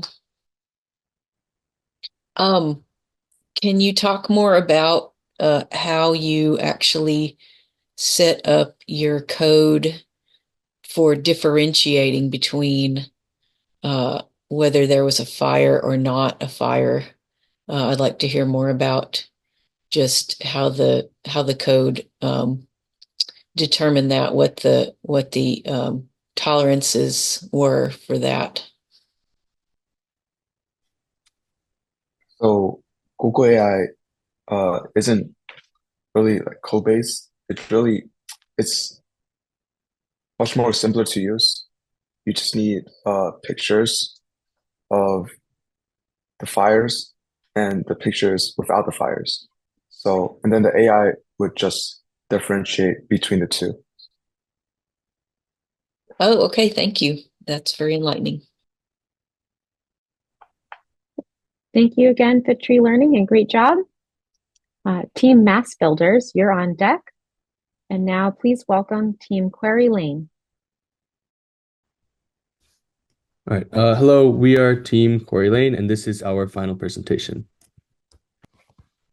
So first, with the team introduction, we're a group of dedicated high school students, all with a deep passion for STEM and problem solving.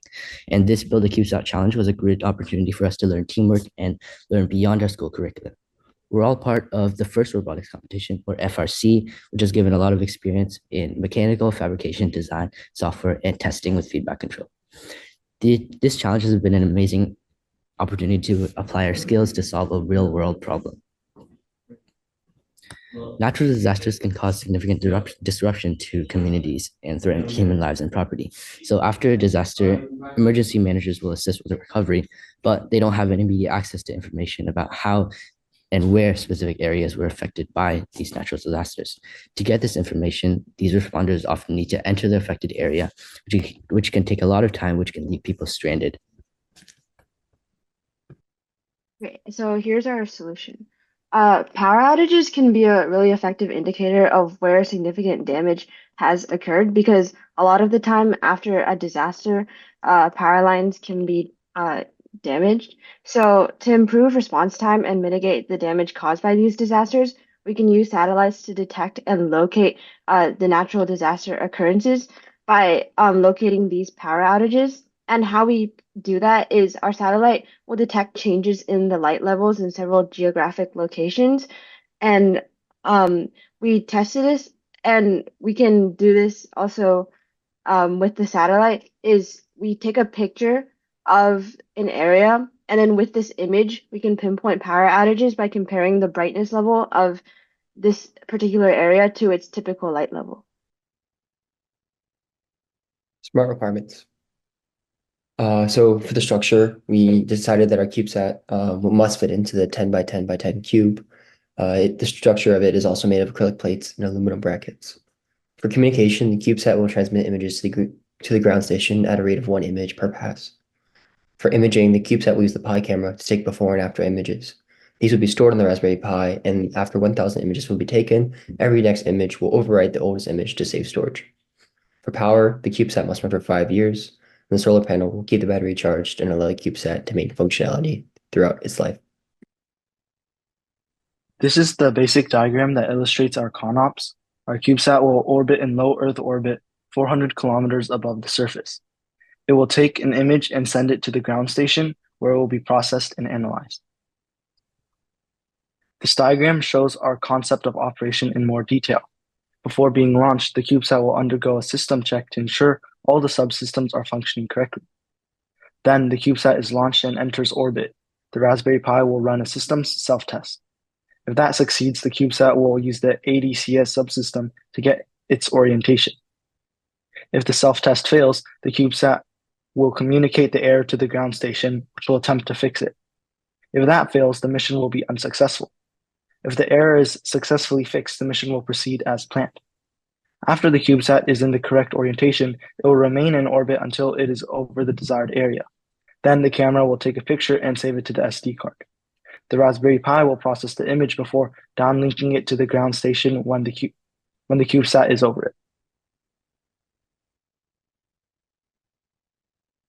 Imaging. So the Raspberry Pi will take images using a Pi camera version 2, We will not be processing the images in the CubeSat. We will only be compressing them, as we found that conducting all of the processing and change detection in the Raspberry Pi causes it to draw significantly more power, which once we get into the power budget later, we'll see is an issue. Instead, we'll send the images to the ground station where they will then be processed and interpreted. And so below our bits per pixel and our image size, as well as our downlink data rate over Bluetooth, which we are using to send the image. CAD model. To create the CAD model for our CubeSat, we used the CAD software Onshape as it allowed us to work concurrently on the same document. This helped us work more efficiently and allowed us to CAD together as a team. We modeled the CubeSat exactly how we assembled it physically and in the CAD model. On top of the CubeSat is the solar panel. The battery was located right underneath it because it receives power directly from the solar panel. Keeping it closer to the solar panel would allow us to connect the two components with a shorter wire, thereby decreasing the electrical resistance between them. The Raspberry Pi and IMU are mounted at the bottom of the CubeSat, and the camera is located at the bottom, facing the outside of the CubeSat. For our power budget, our gross battery power is 37 watt-hours. However, our actual battery power is likely less than that. The Raspberry Pi camera and IMU draw around 1.5 watts on halt state at 0.28 amps with a 5.09 voltage. Our solar panel conversion rate is 18%, and it's supposed to deliver 5 volts, 0.2 amps, so at least 1 watt of power. Our output voltage was 4.52 volts, our output current was 0.091 amps, and our output power was 0.402 watts. The solar panel was facing directly at the sun. For our power usage during image transition, it draws around 0.503 amps at 5 volts when sending an image to the ground station over Bluetooth. The solar panel we are currently using does not produce sufficient power to charge the battery faster than power is consumed, even when the Raspberry Pi is idle.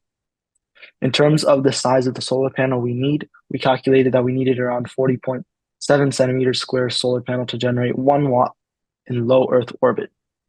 To find this, we used the formula power output equals solar constant at lower Earth orbit times area times output efficiency, with our power output being 1 watt, the solar constant being 1366 watts per meter squared, and our output efficiency at 18%. Mass budget. Next is our mass budget, and our CubeSat weighs approximately 458.1 grams with its composing materials costing a total of around $180.60. Our mass budget and bill of materials contains various types of materials. In our structure, we have the acrylic side panels, acrylic brackets, and aluminum corner rails. Since the acrylic parts are laser cut together out of stock material rather than being purchased as independent parts, we put the price of the stock material on the sheet. We made sure to include the masses of smaller components such as wires and screws as they affect our final mass of the CubeSat. For our data budget, the camera takes images of 640 pixels by 480 pixel images that can be compressed to save space. The average compressed image size is around 28.1 kilobytes. The SD card can hold up to 32 gigabytes, and during each pass over the ground station, 1 image can be sent. So for link budget, the amount of data that can be sent into the channel, we have the basic numbers here, which is we have a 400 kilometer orbit, and then the bandwidth is 1 megahertz. And then we also see the ground antenna and satellite antenna have a 12 dBi gain, and then 10 watts of transmit power, and then also 160K noise temperature. And then for satellite is 0 dBi gain, 1 watt transmit power, and then 270K noise temperature. We calculated the capacity, which is also said in an earlier slide for imaging. And then, yeah. Yeah, so for testing purposes, we're using the Raspberry Pi's built-in Bluetooth to communicate with our ground station. We tested communication between the CubeSat and the ground station using Bluetooth, and we were successfully able to send and receive messages between the ground station and Raspberry Pi. We also tested sending images from the CubeSat to the ground station over Bluetooth. So some housekeeping data is necessary to keep our CubeSat smoothly in orbit. Our altitude should be kept a constant 400 kilometers above the surface, as well as the power, battery charge, altitude, time which last image was taken, and the condition of our parts.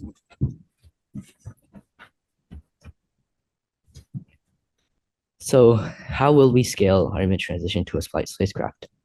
Our CubeSat will rely heavily on the CubeSat compressing and transmitting images to our ground station. While we are using Bluetooth for this challenge, it's important for us to consider how communication would be in an actual CubeSat. This image transmission process would include translating an image to a voltage, to a bit stream, to a sinusoidal wave. Our ground antenna also has to do some work to account for the antenna gain or directivity, polarization, and the Doppler effect, which will have effects on the frequency and the noise. And we'll also have to account for inevitable noise using filters like low pass and high pass and amplifiers. So this is a diagram on the right that shows what this transmission process will generally look like. There's a transmit antenna and a receive antenna on both the ground station and the CubeSat. When transmitting, the data is modulated and the signal is then amplified. When receiving, the signal is once again amplified to account for path loss through space, and the data is demodulated and turned into a bit stream or usable data. So next is our software architecture. So first of all, for the CubeSat software itself, we are using a sort of closed loop in which we are able to constantly communicate in our testing, we were able to constantly communicate via Bluetooth between the ground station and the CubeSat. And we were also able to receive error logs in case, for example, some image doesn't get sent properly, or there's some issue with one of the subsystems, and we could send that to the ground station, and then from the ground station we could then use SSH to update the program or send in bash commands using the subprocess library in Python. For our imaging, since our goal is to detect loss of power in specific areas, when we process the image at the ground station, we're using OpenCV, and we convert the images into black and white with an adjustable threshold. The image is then divided into rectangles of variable sizes, and this allows us to examine changes in specific portions of the image. The rectangles are then saved into it as pairs of points in a 2D array. We then create a function to determine the ratio of white to black pixels within each rectangle, and then we return an array containing these ratios, which is saved in a variable. And then we highlight rectangles based on whether a power outage is detected or not. So the way we do this is we check the difference in the white to black pixel ratios in the before image versus the after image.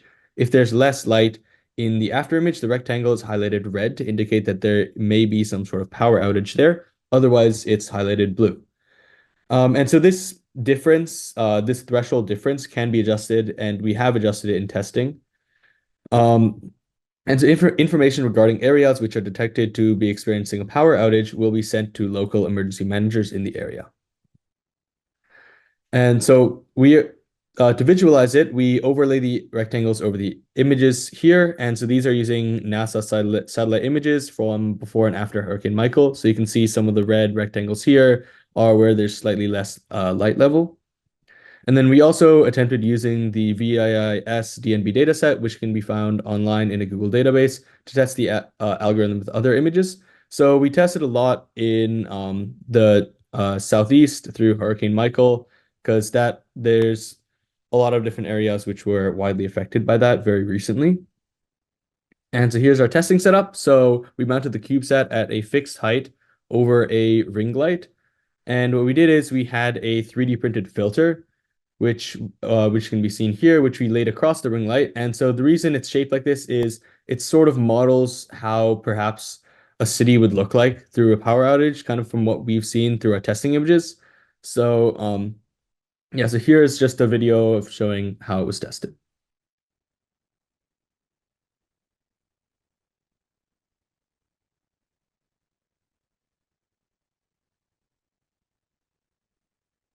So here it's just doing the connection and then taking and sending the image to the ground station. And then this is taking the after image by putting the filter over it.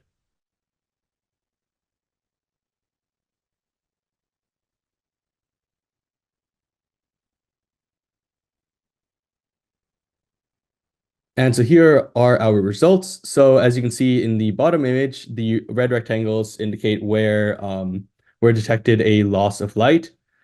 And if you look at the small numbers there in green, those show the difference in light between the before and after image.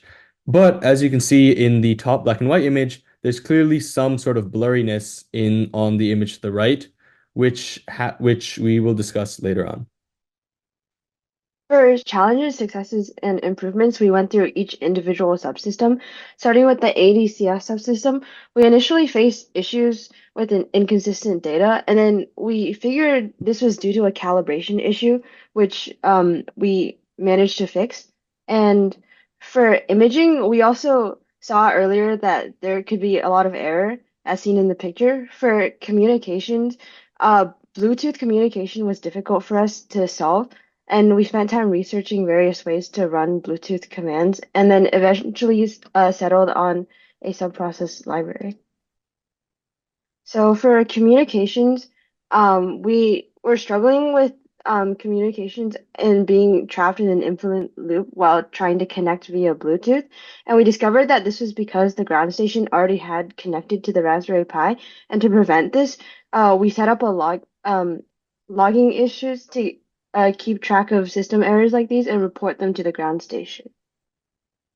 And what we want to do in the future is to improve our testing environment because we didn't have a lot of access to a wide variety of materials. So we plan on replacing the ring light with a grid of LEDs and create a wide variety of filter designs to continue testing this algorithm. And we can do this by just 3D printing different designs. And by developing or applying an existing sharpening algorithm to reduce the blurriness in the images, it will help us to gain more accurate results. And we can also try to collect proper data about solar power generated based on the angle of incidence. And we weren't able to collect this data, but we plan to do so in the future. And this will help us to decide how we will mount other solar panels to the CubeSat to generate the additional power we need. The end of life plan. Space debris are an extremely important issue these days. Millions of pieces of leftover spacecraft orbit the Earth at extremely high speeds and in low Earth orbit. This can cause significant damage to other spacecraft, creating even more debris. There is often a disposal option for higher and lower orbit spacecraft. Since our CubeSat will be in low orbit, we can lower the satellite into Earth's atmosphere and allow it to burn out before entry. If we were not able to burn out, we would like to avoid having debris left around the Earth as well, as it can disrupt local ecosystems in the environment. In the case this cannot be avoided, oh yeah. Thank you, Quarry Lane. We're out of time for your presentation, but it was a great job. And congratulations on completing the Build a CubeSat challenge. We'll now have 5 minutes for judges' questions. I guess I'll go ahead and start. So yeah, thank you for I liked your discussion of the blur in your image processing. And since you were using a ring light, I don't know, a lot of times you can change the brightness on those. And I was just wondering if you experimented a little bit with either if it was all on or all off, or did you do a lot of experiments seeing what the effect was of having it dimmer, brighter? And sometimes you can even change the color of those. I don't know if you tried any of those things. Yeah, so unfortunately we weren't able to control which of the LEDs it's on. However, it does have a couple of brightness settings, so we tested out. So what we found is when it's on the brightest setting, we have the greatest amount of error and the greatest amount of blur. My guess is, I think what we thought is, because we had mounted the CubeSat pretty close to it above, it was only around 2 feet above the ring light, it caused significantly more blur than if it were mounted higher up. So we tested out on a lower brightness and found it produced a sharper image. Okay, interesting. Thank you. Did you have any thoughts on how you would essentially geolocate your images to make sure you're comparing the right locations for kind of a future payload?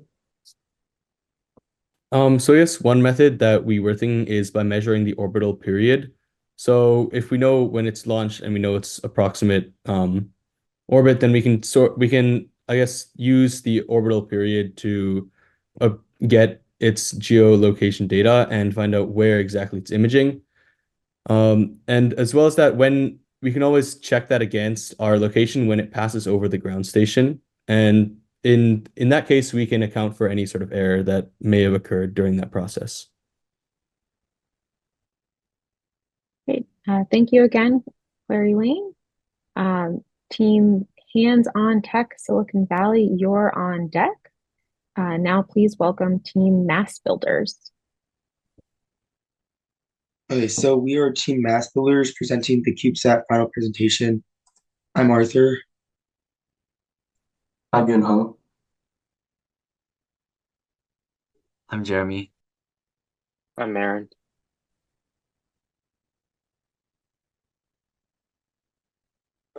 Okay, so this is our table of contents. First, we have mission objective, the CubeSat description, CubeSat pictures, how we address the mission with our CubeSat, the operation demo, test results, scaling to flight spacecraft, and lessons learned. Okay, so this is our mission objective, which is to design and demonstrate a satellite system capable of informing emergency responders of power outage details after a hurricane. So this means that by using satellite data from our CubeSat, we will be able to quickly identify and map power outage zones for a faster deployment of people and resources, saving lives. All right, so this is our final system overview. This is the description of the CubeSat. So our CubeSat is run by a Raspberry Pi and powered by the battery pack that is charged by a solar panel. It's controlled by humans, since we don't actually have flight systems, but the humans imitate how the flight systems would work in reality. And there are communications through Bluetooth and GitHub. And the structure is an aluminum frame with acrylic side panels. And there's attitude determination done by the IMU, and we chose an orbital altitude of 36 inches and image capture angle of 5 degrees for maximal resolution coverage, which you can see in this diagram that we created here. And this is also a render from our CAD design for our CubeSat. So this is what we made when we were designing it. So if you look at some pictures here, this is the CubeSat. This is our actual CubeSat that we ended up building. And then this is some testing we were doing of the solar panel using to charge the battery. We were doing it outside. This is when we tested it. So these are some pictures. And then here we have the other part of the final system overview, which is how the CubeSat addresses the mission. So we used a Pi camera V2 to capture 1080p images throughout orbit, our mock orbit, and we use OpenCV to represent images with RGB values, and then we would then process those values to find out which coordinates in the city were dark, and then using those coordinates, we can determine which city sectors, like we have little mock city sectors here, we can determine which ones of those are dark without power by processing the coordinates and information. And then that information and the processed images, like this image, would be pushed to GitHub to be sent to emergency responders afterwards. So it's actually like a demo. These are actually example pictures from our demo that we pulled. So this is what it would look like from the pre-processed to processed image. You can see the 3 spots here that are without power. So this is our CubeSat and ground station demo, so we can go ahead and play it. Hey, so this is our demo currently, and what we have right here is the paper is going to represent the lit up city from before a disaster, before a hurricane. And what's going to happen is we're going to specifically target these 6 sectors of the city and pretend right now the colorful paper means that they're lit up, and later on when a hurricane goes through, we're going to have it be so that the papers that are lit up right now, some of them will be swapped out for black versions, the black papers, and black cutouts will represent sectors that the power grid failed and there's a power outage. So CubeSat will be able to take pictures from above here as an orbit and like this, and then it'll take those pictures, process the images, and then figure out which sectors of the city have gone dark and what % of the city has lost power, and send that information and send those images that are processed to GitHub, push it to GitHub, and from there to the ground station, where we can send it off to proper authorities, which can who can send out a proper response to these power outages. So let's start off by starting at the CubeSat. So we just turned the CubeSat on, and now that it's on, we can connect to it from the ground station. So the ground station will connect to it. We're going to start by SSHing onto it. So we'll SSH onto the CubeSat. So yeah, now we're gonna go on to the Raspberry Pi first, and the Raspberry Pi is a computer of a CubeSat. This is like the brains of the CubeSat. So yeah, and then here we're just entering the environment in which we can run the code, and then we're gonna start the program for the CubeSat.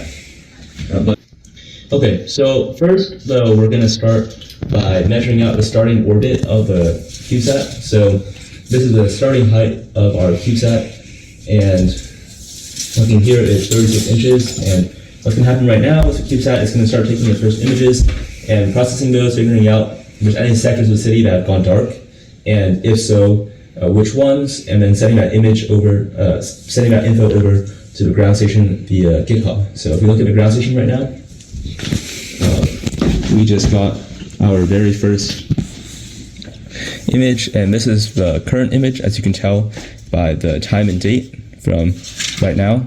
And this image is what we just took from the CubeSat, right? So this is our city. And if you go back over to the images, you can also see a processed version of the image, right? So this is the processed image, and what this is purely black, right?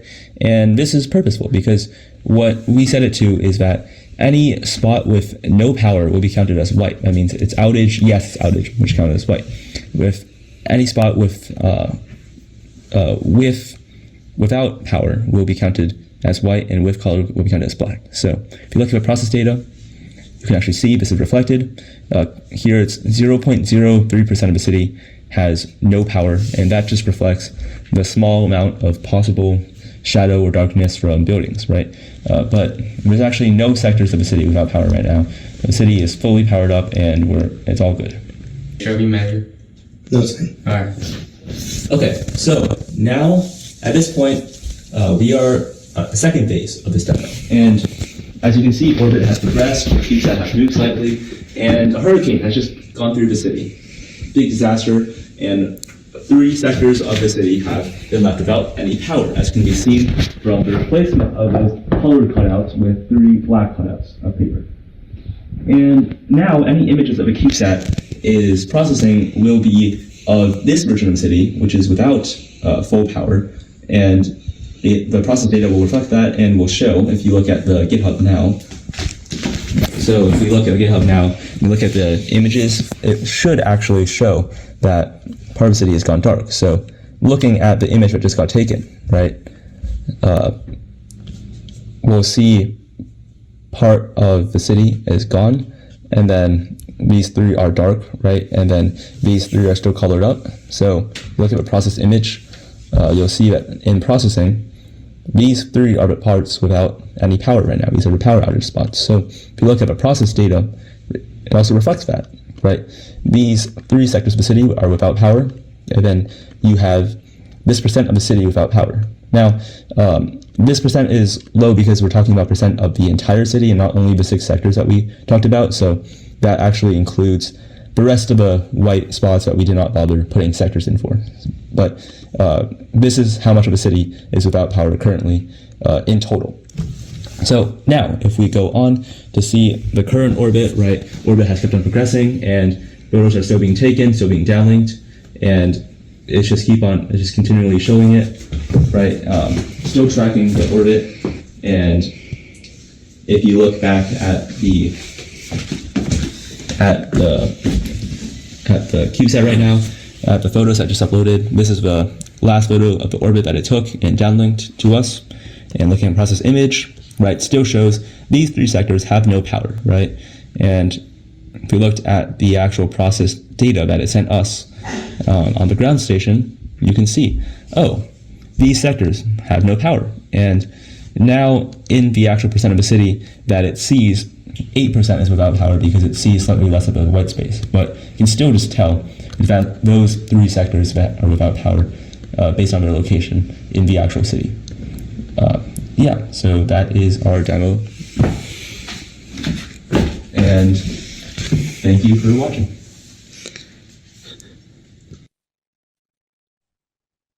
All right, so this is these are our results from testing.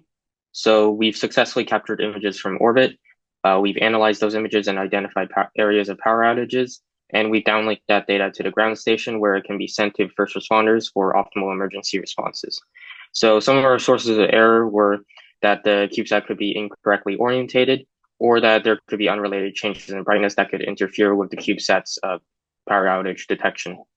On the right here, as you can see, we have 2 processed images which show in before and after, which show that our successful testing. So these are some of the things that we will change to on our CubeSat to scale it to a flight spacecraft. So structurally, we will use higher quality materials with more structural integrity to survive kind of the harsh environment of space. We will add special coatings to control temperature to prevent overheating and freezing. For our payload, we will have a higher definition camera to get more data on the disasters. We will also have backup cameras in case the main camera fails. And also we will implement an ADCS system to read and control the attitude, location, and angle of the spacecraft. We can also use this system to kind of locate where the spacecraft is in space. For our power system, we will include a larger and more powerful battery, larger solar panels, and use more power efficient and optimized electrical components. For our communications, currently we use Wi-Fi, and you might want to change that. And we want to design a system that provides a reliable communication even through interferences often found in space. So this is the second part of that slide. It is how we will just design it so that minimal human interaction will be needed to operate the CubeSat. We'll ensure it works properly through lots of testing of each type of system, and we will ensure it compiles with all the regulations that authorities have set. We'll also develop an interface that allows the users to tell the CubeSat what to do more easily, and also include how to troubleshoot the problems. Finally, we will keep detailed records of all actions taken and by the CubeSat and the users, and thoroughly test this CubeSat to ensure safety and readiness for space travel. So these are our lessons learned through the CubeSat Challenge. We have learned a lot of lessons, including the importance of proper planning and design and testing, just tests, testing and integrating subsystems early and often to minimize the risks of failure and to be able to sort out these potential issues early on with ample time. We will establish clear roles, tasks, and responsibilities for each team member to maintain productivity and efficiency within the team to complete a task with both quality and quantity. We also found the importance of communicating regularly and productively with each other to minimize misunderstandings and wasted time on issues that were already solved.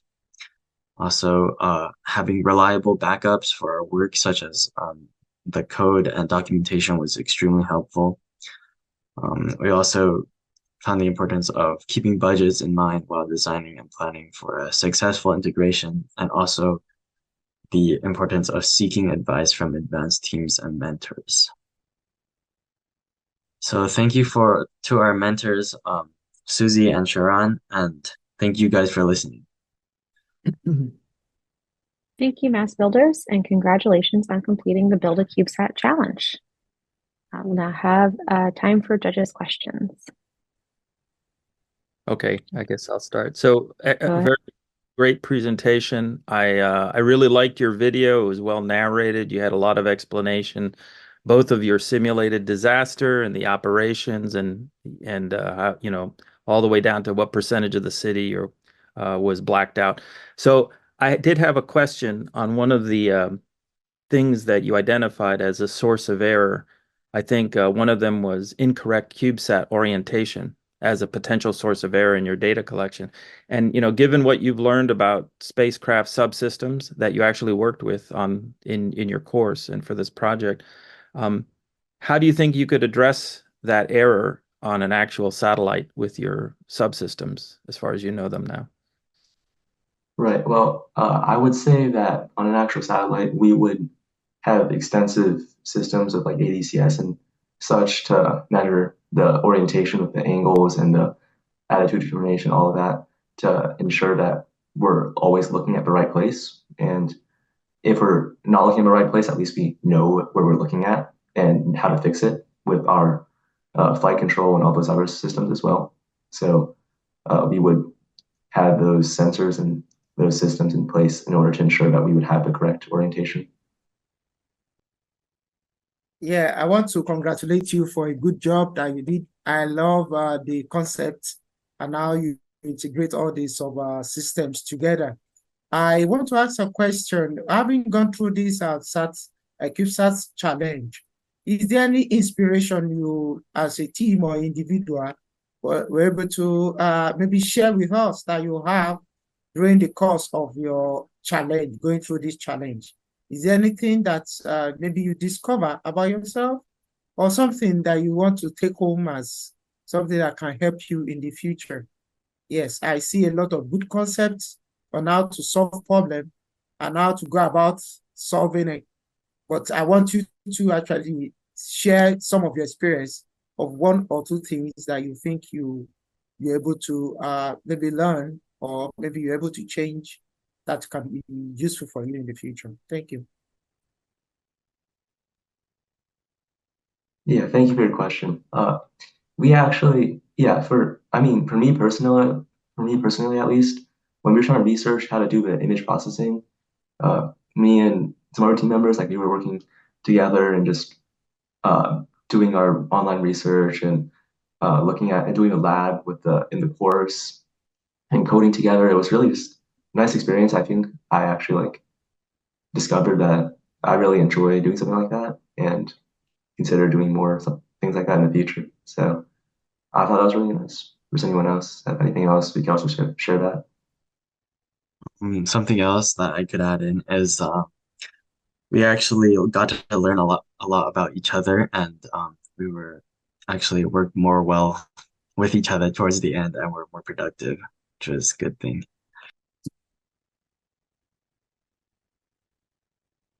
Okay, thank you. Congratulations. Thank you. Okay, thank you again, MassBuilders, and great job. Team BB&N Knights, you're on deck. Now please welcome Team HandsOnTech Silicon Valley. Hello guys, welcome to the flooding detection CubeSat final presentation for HandsOnTech Silicon Valley. My name is Jingting Jing. I'm April. I'm Brady Yang. I'm Michael. And I'm Wesley. This is the picture of our team and the five of us in the middle. So the goal of our mission is to design an AI model that detects flooding, because flooding is a commonly occurring natural disaster, and our goal is to take a picture of the area and observing it with the CubeSat and avoid those loss of life and econ because of that natural disaster. Okay, so let's have a system overview. We'll have a CubeSat in the space that's constantly surrounding the Earth and circling it in the lower Earth orbit and taking pictures of the places. Once you take the picture, it's going to compare if there's flooding or not. So before and after flooding will definitely look different because of the water. And one CubeSat cannot do enough, so we're going to need hundreds of CubeSat if we're going to apply it to real life. All right, so this is our ConOps system simulation where we have turning on the system to start with, and we're gonna first launch it into the space. And if it fails, we're just gonna restart. But if it's success, we're gonna attempt orbital insertion, and eventually we're gonna have an error contingency if something goes wrong. If that still goes wrong, there's no way of redeeming it. We're just gonna end it. But most likely, if it's success, we're gonna deploy it into the orbital and start functioning it through the system. And now I'm gonna hand it over to Brady for some internal devices and budgets about our success. Hi guys. So I'm going to be talking first with a block diagram of all of our system design of the CubeSat in space. So for our hardware, we have our CubeSat. We have in the CubeSat we have our Raspberry Pi, and this is connected to our solar panels, which help power the batteries and our Pi as a process. We have MPU. We have a reaction control system. We have the camera and communications. All of these hardware pieces are things that we need to run collection of data and then send it to our ground station at MIT. So with our hardware, we come with software, of course, the code that we all coded to, run our CubeSat. So we have our central controller, and this controls three main systems. We have our movement. The movement is more connected to our testing environment in which we simulated the movement of the CubeSat through space. So that's that. We further have imaging. This image, for our images, this is mainly for collecting images of the Earth and then testing before and after and seeing if there's flooding. So for some of the stuff that we have for optimization, we have a shoreline detection module where, in the sense that if we take pictures of the ocean, we'll realize that it's the ocean, so we don't really have to send that, and we can save space on our link budget. We have the flood detection, of course, which is to help us decide when there is a disaster. After that, we have communications using data transfer. For us in here, we're using Bluetooth, and that's that. So let's start with our budgets. Our math budget. Unfortunately, we did this after we built the CubeSat, so we weren't able to fully measure everything that has in the CubeSat. And some of the pieces, the laser print, they were kind of fragile, so we had to 3D print replicas of it afterwards. So yeah, let's go over the mass budget though. We have our Raspberry Pi, we have our Pi cameras, we have the IMU, the battery, and the solar panels. All of these we calculated ourselves, and we couldn't really find out the price of the solar panels as they were provided. For our structures, which were part of the kit, we also realized that some of them were laser cut, so the price kind of varies. But overall, we can notice that our mass was about 745 grams, which sits below the 0.8 gram mass threshold, maximum for a 1U cube satellite. Next, we can talk about our power budget. So to talk about power budget, we want to talk about our modes first. Here are our orbital parameters. These are mostly taken from the course and also just some ideas. So orbital period is about 2 hours. That's how long it takes to go around the Earth once. And then we're going to be in the sun about 66.7% of the time, and we're going to be away from the sun's power for about 33.3% of the time. When we discuss our power budget on the next slide, we're going to have about 4 modes to discuss, like power draw and power gain. When we're using the camera to take pictures of our, Earth and to simulate stuff, we have a downlink, which is sending our information from the CubeSat to our ground station. And then if we're not taking pictures or if we're not transferring data, we have idle in the eclipse where we don't gather solar energy, so there's no solar gain, and idle solar where we just kind of store power and charge up our CubeSat. So here's our modes, and then next slide we have our power budget. I need to move the camera a little bit so I can see the rest of it. But so here we specified all of our pieces, how much power they need, and all of that. So with our 4 modes, we established that different power draw levels. So in our camera draw, in our camera mode, we need 0.06 watt hours of etc. And then going on. And notice how in our idle eclipse, we have no power gain. This is because, as said before, we're not going to be in the solar rays, so we don't get power from the solar panels. With this, we can calculate the average power draw of one whole cycle. This is shown at the bottom where we go, let's say we go through the mode idle eclipse, into camera, into idle solar, into another camera session, into sending the data, into camera again, into idle eclipse, and then camera. So we calculated this about one cycle. This is like what one orbital period would normally be like. And we found out that it's only about 0.01% power draw, and yeah, be sustainable. So next is our communication/link budget. Most of these parameters are from the course, and the link shown here is for the link budget lab. We don't have to go over that. With our link budget, we just realized that we can transfer all the data that our CubeSat provides while like closest to the ground station and furthest from the ground station. As we realize that our images are mostly about 1 kilobyte, if I remember correctly, in size, and from that we decided that with all of our optimizations on how many pictures we actually need to take, it really helps with satisfying the link budget. For our actual communications here with our CubeSat to our ground station, our simulation, we use Bluetooth connection, and yeah. Next, I'll hand it off to Michael for an overview of our CubeSat and a software flowchart. Hello, guys. Let me turn on the laser pointer. All right, so here's our CubeSat in all of its glory. Yeah. All right, so what I'm mainly going to be talking about is our software flowchart, or just how all of our software basically generally goes together. So in our CubeSat, we're going to be starting our journey and then being at some point in orbit, right? So we start here, and then we're going to be taking a timestamp of our location so that we know like when we were at this point before. So next we want to go into like detecting ocean. So we're going to be running like an ocean detection model, just so that we don't just take pictures of just the ocean, right? That'd be kind of useless because we are detecting flooding. So if it's not just the ocean, we take a picture and then we can send it to our image management, which is basically just the file system. So from there, we will split the image into some sections that to make it easier to process on our satellite. So for each area, we're going to be detecting the area that has water in it, and then recognizing if it's which part of the image is like the ocean or water. So then we store it back into the database, and then when we come back to this area again, we can compare the previous image and the current image to see what part has changed, such as if the water increased, we can say that perhaps there was indeed a flood and we can do something about it. And then we will go over to when we go over the ground station, we can transfer this data down to the ground station. That is all for me. All right, what's up, guys? So this is our testing environment. As you can see, we essentially imitated the Western Hemisphere, and then the plastic sheets of papers that we use are to imitate the flooding in that region.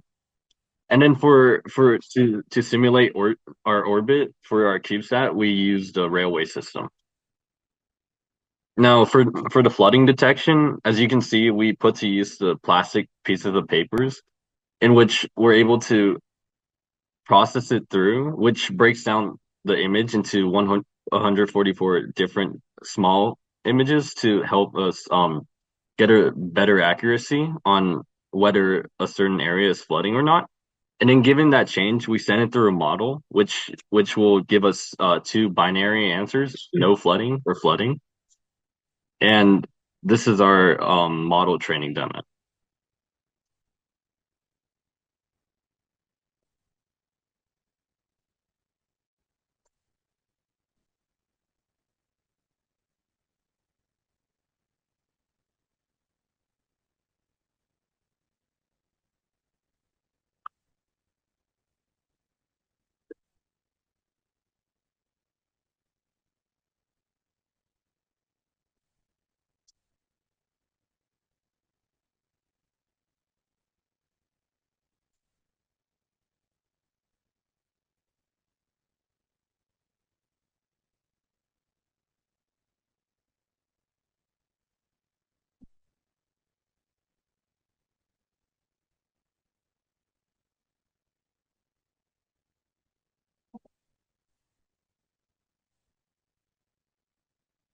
Yeah, so given our model training, sorry. Sorry. Yeah, so given our model training, we're able to use this model to train and be able to take the images like how we processed them back there. I'll hand it off to April now for her testing.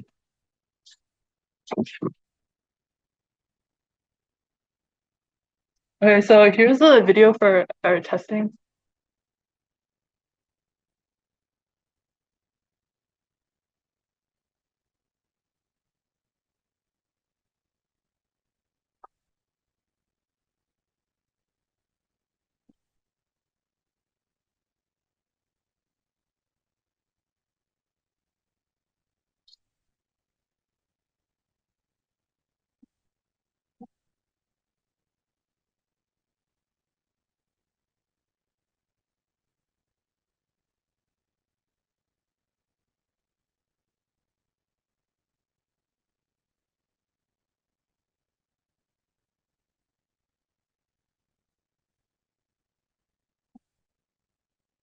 So, April, if the sound's not working, do you want to just tell us what we're seeing?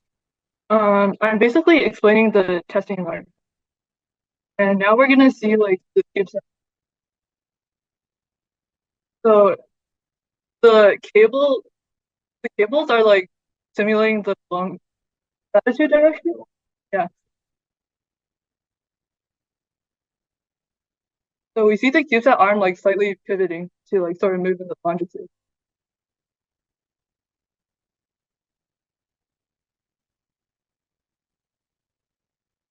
And every time it stops, it's like taking a photo.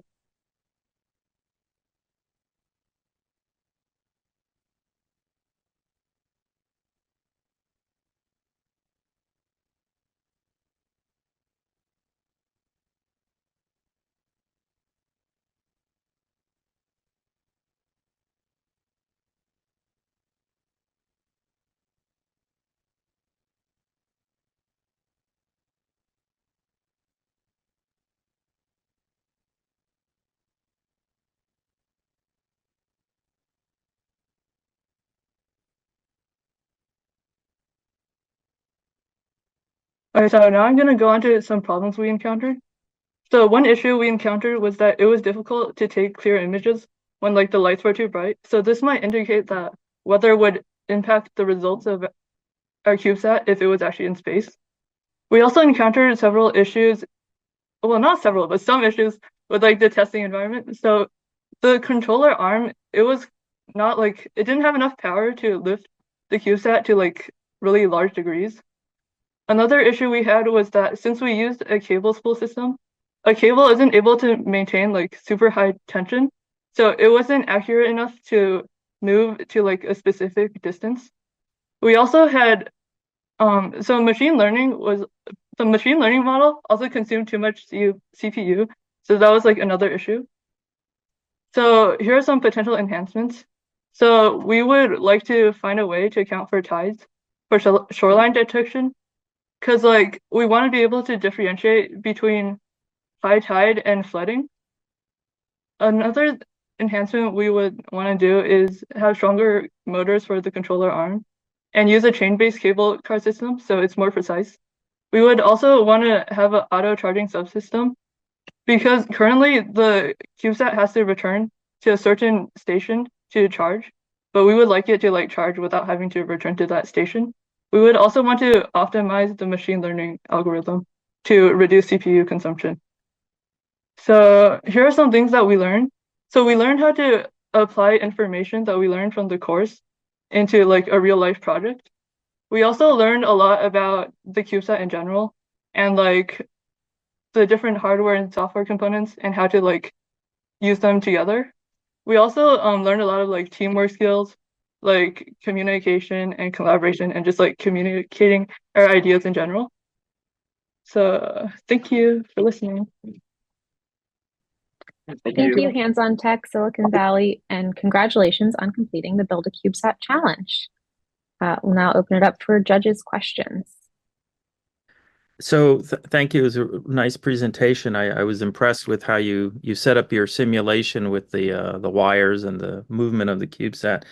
One of the things you pointed out both in your explanation and in your lessons learned was the CPU usage and the time it took for the AI and the machine learning. And in terms of adapting this to a flight system, what do you think that would how would that guide you in terms of implementing your mission ops on an actual spacecraft? Would you try to do it differently? Would you try to have a more powerful computer on board, or what would you do differently? So essentially, the AI model training is apart from like the actual CubeSat will be most likely done on the ground station, which I would assume would provide a strong enough computer Zoom to process. actually like process all the Well, data. Where more images will make your AI model more accurate. Of course, it'll have more CPU consumption. So I think that problem is not that big of a deal in real life because we have a strong enough computer on ground station. Thank you.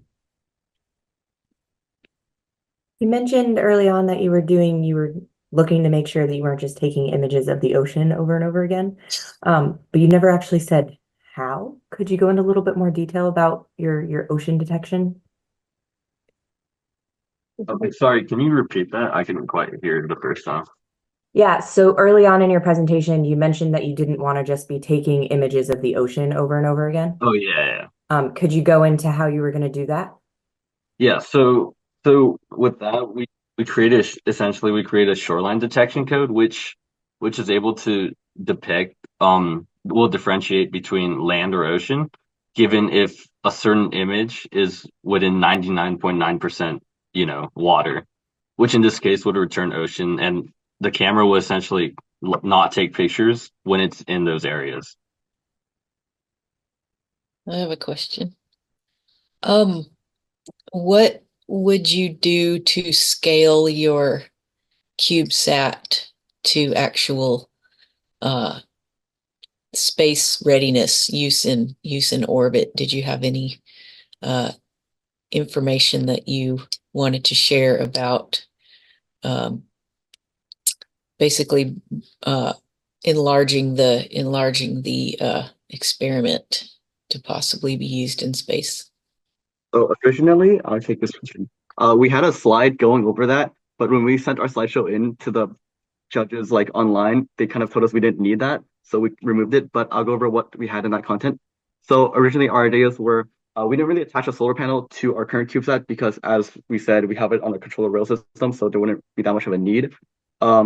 It still fits within the mass constraints of everything, but first of all, we attach, I believe, 3 solar panels on each side of it to provide enough power gain so that we can last enough cycles out in the satellite. Another additional thing is we kind of want to use better materials, as the materials provided to us by my team were very great, very thankful. But when we assembled it, some of it kind of shattered, and we had to 3D print our own like walls for the CubeSat. And yeah. Okay, thank you. I appreciate that. I'm glad I asked that question.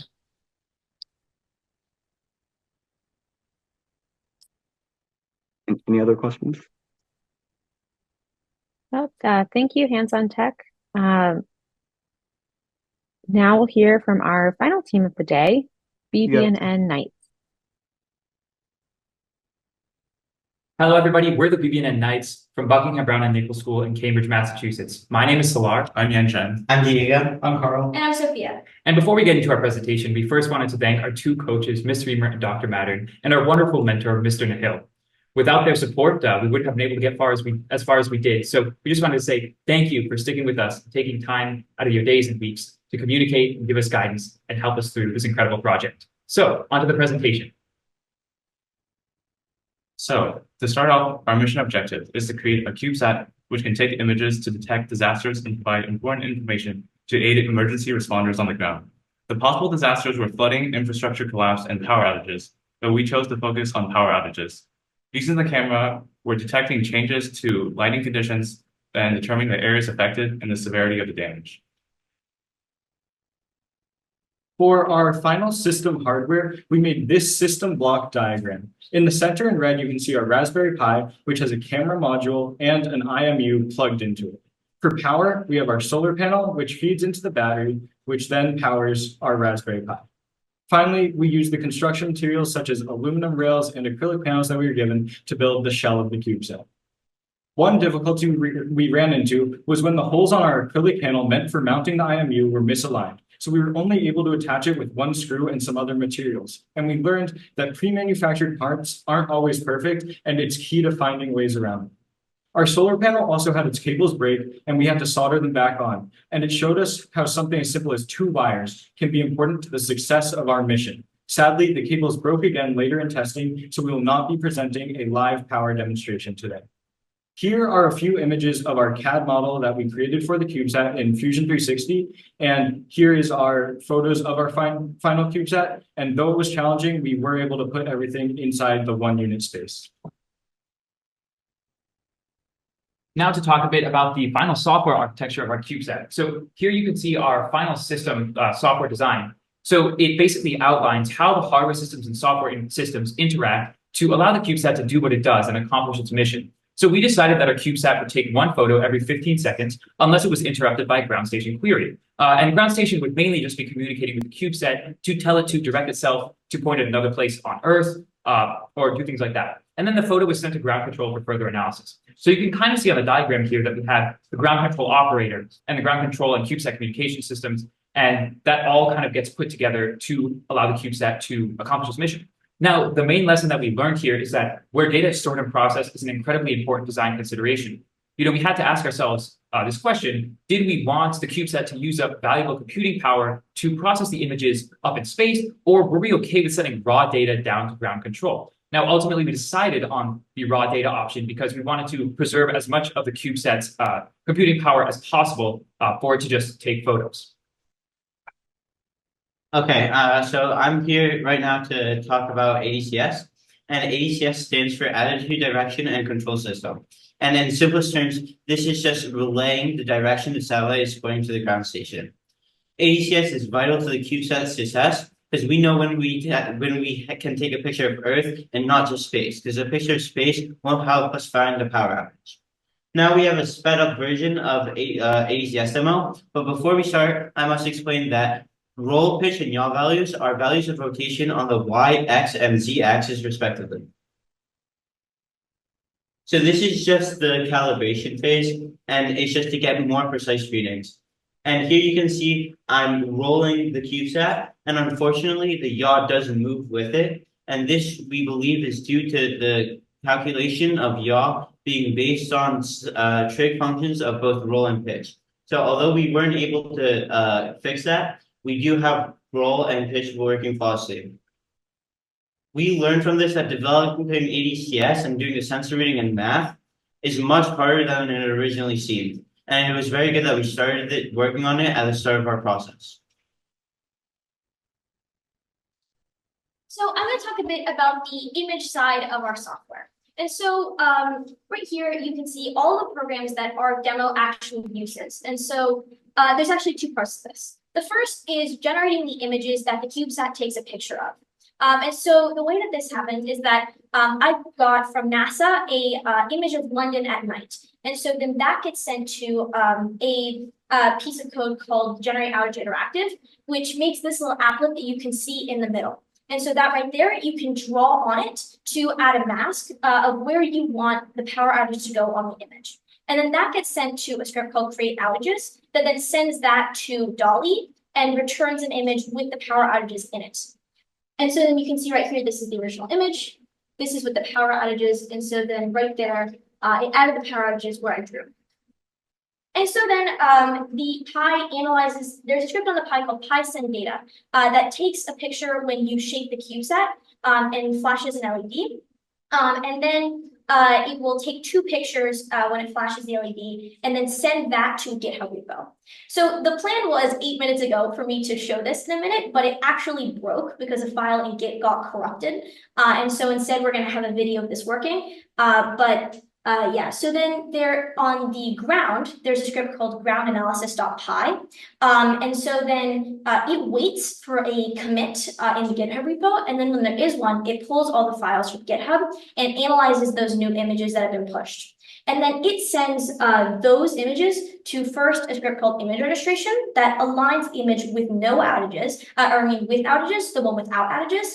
So then it can be analyzed by find outages, which highlights in red the parts where there's less light in the image with the outages than without.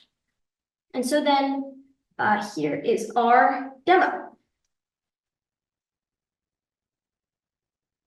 So right here, you can see I shook the CubeSat and then it blinked 3 times to let you know that it did register that it was shaken. And then it flashes when the first picture is taken. And then right here, it's waiting for the CubeSat to focus on the second image. And in a second, the LED is going to flash again. So then right there, it took the second picture and you can see that it, on the terminal, it made the commit and it pushed the changes. And then down here, it received the commit and it analyzed those images. And so then you can see the first image without the outages, and then with the outages, and then that's the aligned image, and that's with the parts that have been analyzed to have highlighted in red that had the outages in it. And so then it was able to analyze and find where there were outages in the second image. Okay, I'm back to talk about testing results from the final demo. And so this picture is the original picture, and it's just London at night.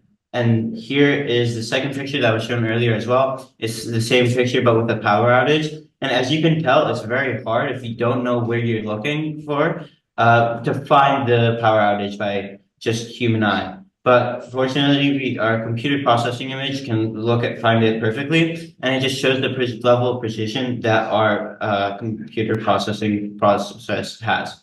So, but we do have one big, major error, and that is that we can't run this every day. And this is because it's harder to find a power outage when there isn't a big change from lots of light to darkness, and the sunlight makes it impossible to do this. But the one good thing, which is part of the problem, is that this power outage would be during the day, which would mean that it wouldn't be as big of a deal because there's sunlight that can provide light to many people around the outage. Because of this, our mission profile would be only taking the satellite pictures during the night. And we believe we could turn off the picture software during the day because those pictures wouldn't be very helpful to us.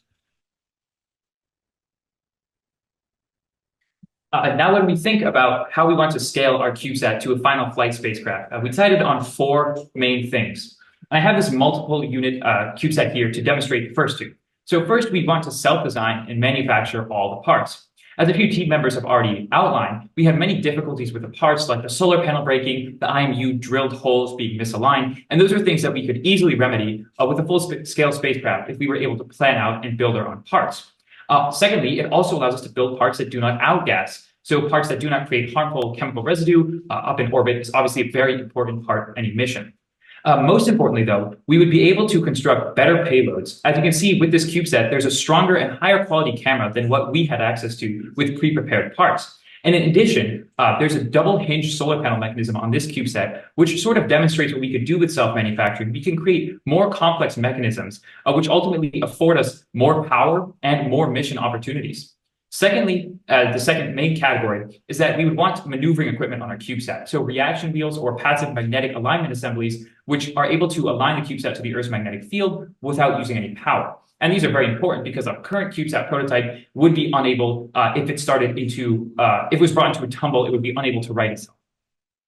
Thirdly, we would want to prepare documentation that covers every level of conceptualization. So ultimately for this project, we only made overview level documentation. While that did help us a ton, gave us a framework for everything that we were doing, for a final spacecraft, we want to get much, much more granular in order to understand every aspect of our systems.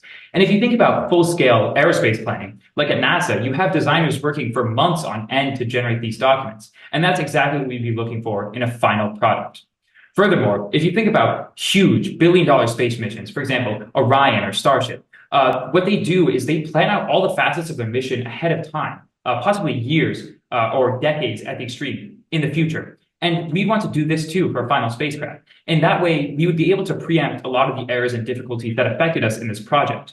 And that's kind of what we need, because when you have CubeSat missions that cost tens or hundreds of thousands of dollars, you want to have as few errors as possible. Now onto lessons learned. As mentioned previously, we had a lot of difficulties throughout the process of designing and building the CubeSat. During assembly, the holes in the acrylic didn't align with the holes in the IMU, meaning we were only able to attach it with one screw. We were amazed by the complexity of designing documents, even general overview for such a small spacecraft like a CubeSat. For the ADCS, we had trouble calculating the yaw because of its dependence on roll and pitch readings. We also learned the importance of communication with our coaches and team members. We wasted some time during our building due to misunderstandings and information that wasn't properly made known to all members of the team, but we were able to mesh very well as a team once we communicated properly. Space constraints were also a challenge because while all the parts fit into the 1U chassis, we didn't take into account the cables, and we had trouble fitting everything in once the cables were plugged in. Lastly, we really appreciate the value of improvisation. Nothing went perfectly at any point, but we strove to do our best and found solutions to the problems that we faced. We kept moving forward, working around challenges and bringing in new ideas, and that ultimately brought us success. That's our presentation. Thank you, BBNN Knights. Congratulations on completing the Build a CubeSat Challenge. For the last time today, I will send it over to the judges for questions. Okay, I guess I'll start. So nice presentation. I liked how you you zeroed in on a source of error, or actually it wasn't so much an error, more as just a limitation of the whole approach, right? And you commented on how it has implications for your mission profile, in terms of finding when the power is out, and so on. I wanted to ask you if you could just I think you talked about this a little bit, and in the video it was kind of quick, so I just wanted to see if you could tell us a little bit more about the ground operations and the interaction between how the team interacted with the software and so forth. You showed the laptop running, but could you talk a little bit more about that? Yeah, sorry, it was a bit sped up on the video because we weren't intending to use it. It just happened to break like a few minutes ago. But the way that it works essentially is that the CubeSat itself, it takes the pictures and then it uploads those to Git. So that's where the issue was today, where something was corrupted there. But then on the ground, it waits until there's like a commit onto the GitHub. It pulls those images and then it analyzes those using the scripts. So I can pull up the wait, that's not here. I can pull up those images. Wait, no, yeah, I should be able to. Oh, it's not presenting, so I can't I can't show the code. But then on the ground, there's two extra images that it makes. The first is it goes through the image registration thing that aligns the two. Like it takes the second image with the outages and it aligns it to the first. And then there's a second script that goes through and it highlights in red the places where there's less light than the first one. So then that was the one. Those images kind of got flashed by pretty quick, but that was this Thank one. you. Yeah, thank you. That helped a lot. So I'm curious, you chose to do the shaking to make sure that the CubeSat would take an image. Did you have any things that you had to implement to prevent any blur of those images? If you notice, there was like a pretty long wait before the pictures were taken. So that was it, because sometimes it'd be blurry. So then it would wait to then focus on the image and then take the image. And yes, so the shaking was also for our testing down here on the ground. Like ideally in the mission, we just want to have a taken photo every 15 seconds. So there wouldn't be a risk of that shake or that blur when it's up in orbit and doing its thing. Great. Glad you guys thought about that.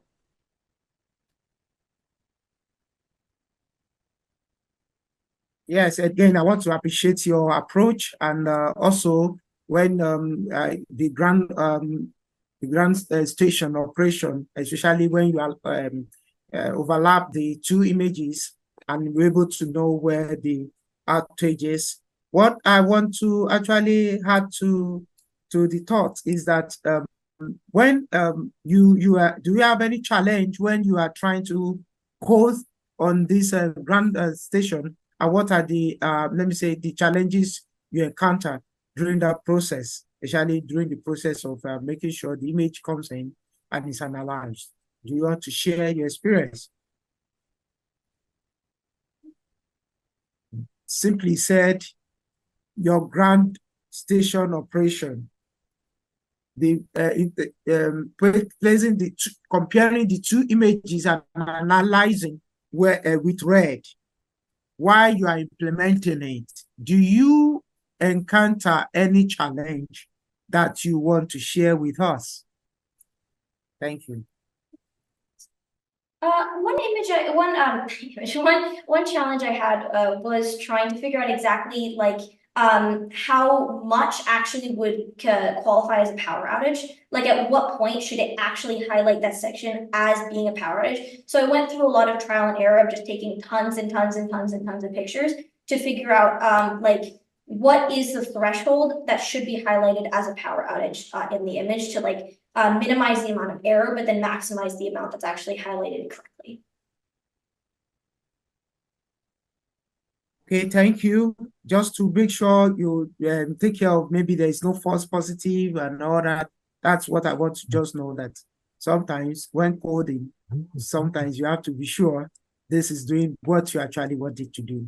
Congratulations, you put in a lot of effort, and that's a good one for you. It's a great presentation. Thank you. Yeah. Great job. Thank you, Vivian and Knights. And thank you again to all of the teams who presented today and everyone who participated in the 2023-2024 Build a CubeSat Challenge. The judges will now have a very difficult deliberation. While the judges discuss, please enjoy some of the video submissions from teams who are not able to present today.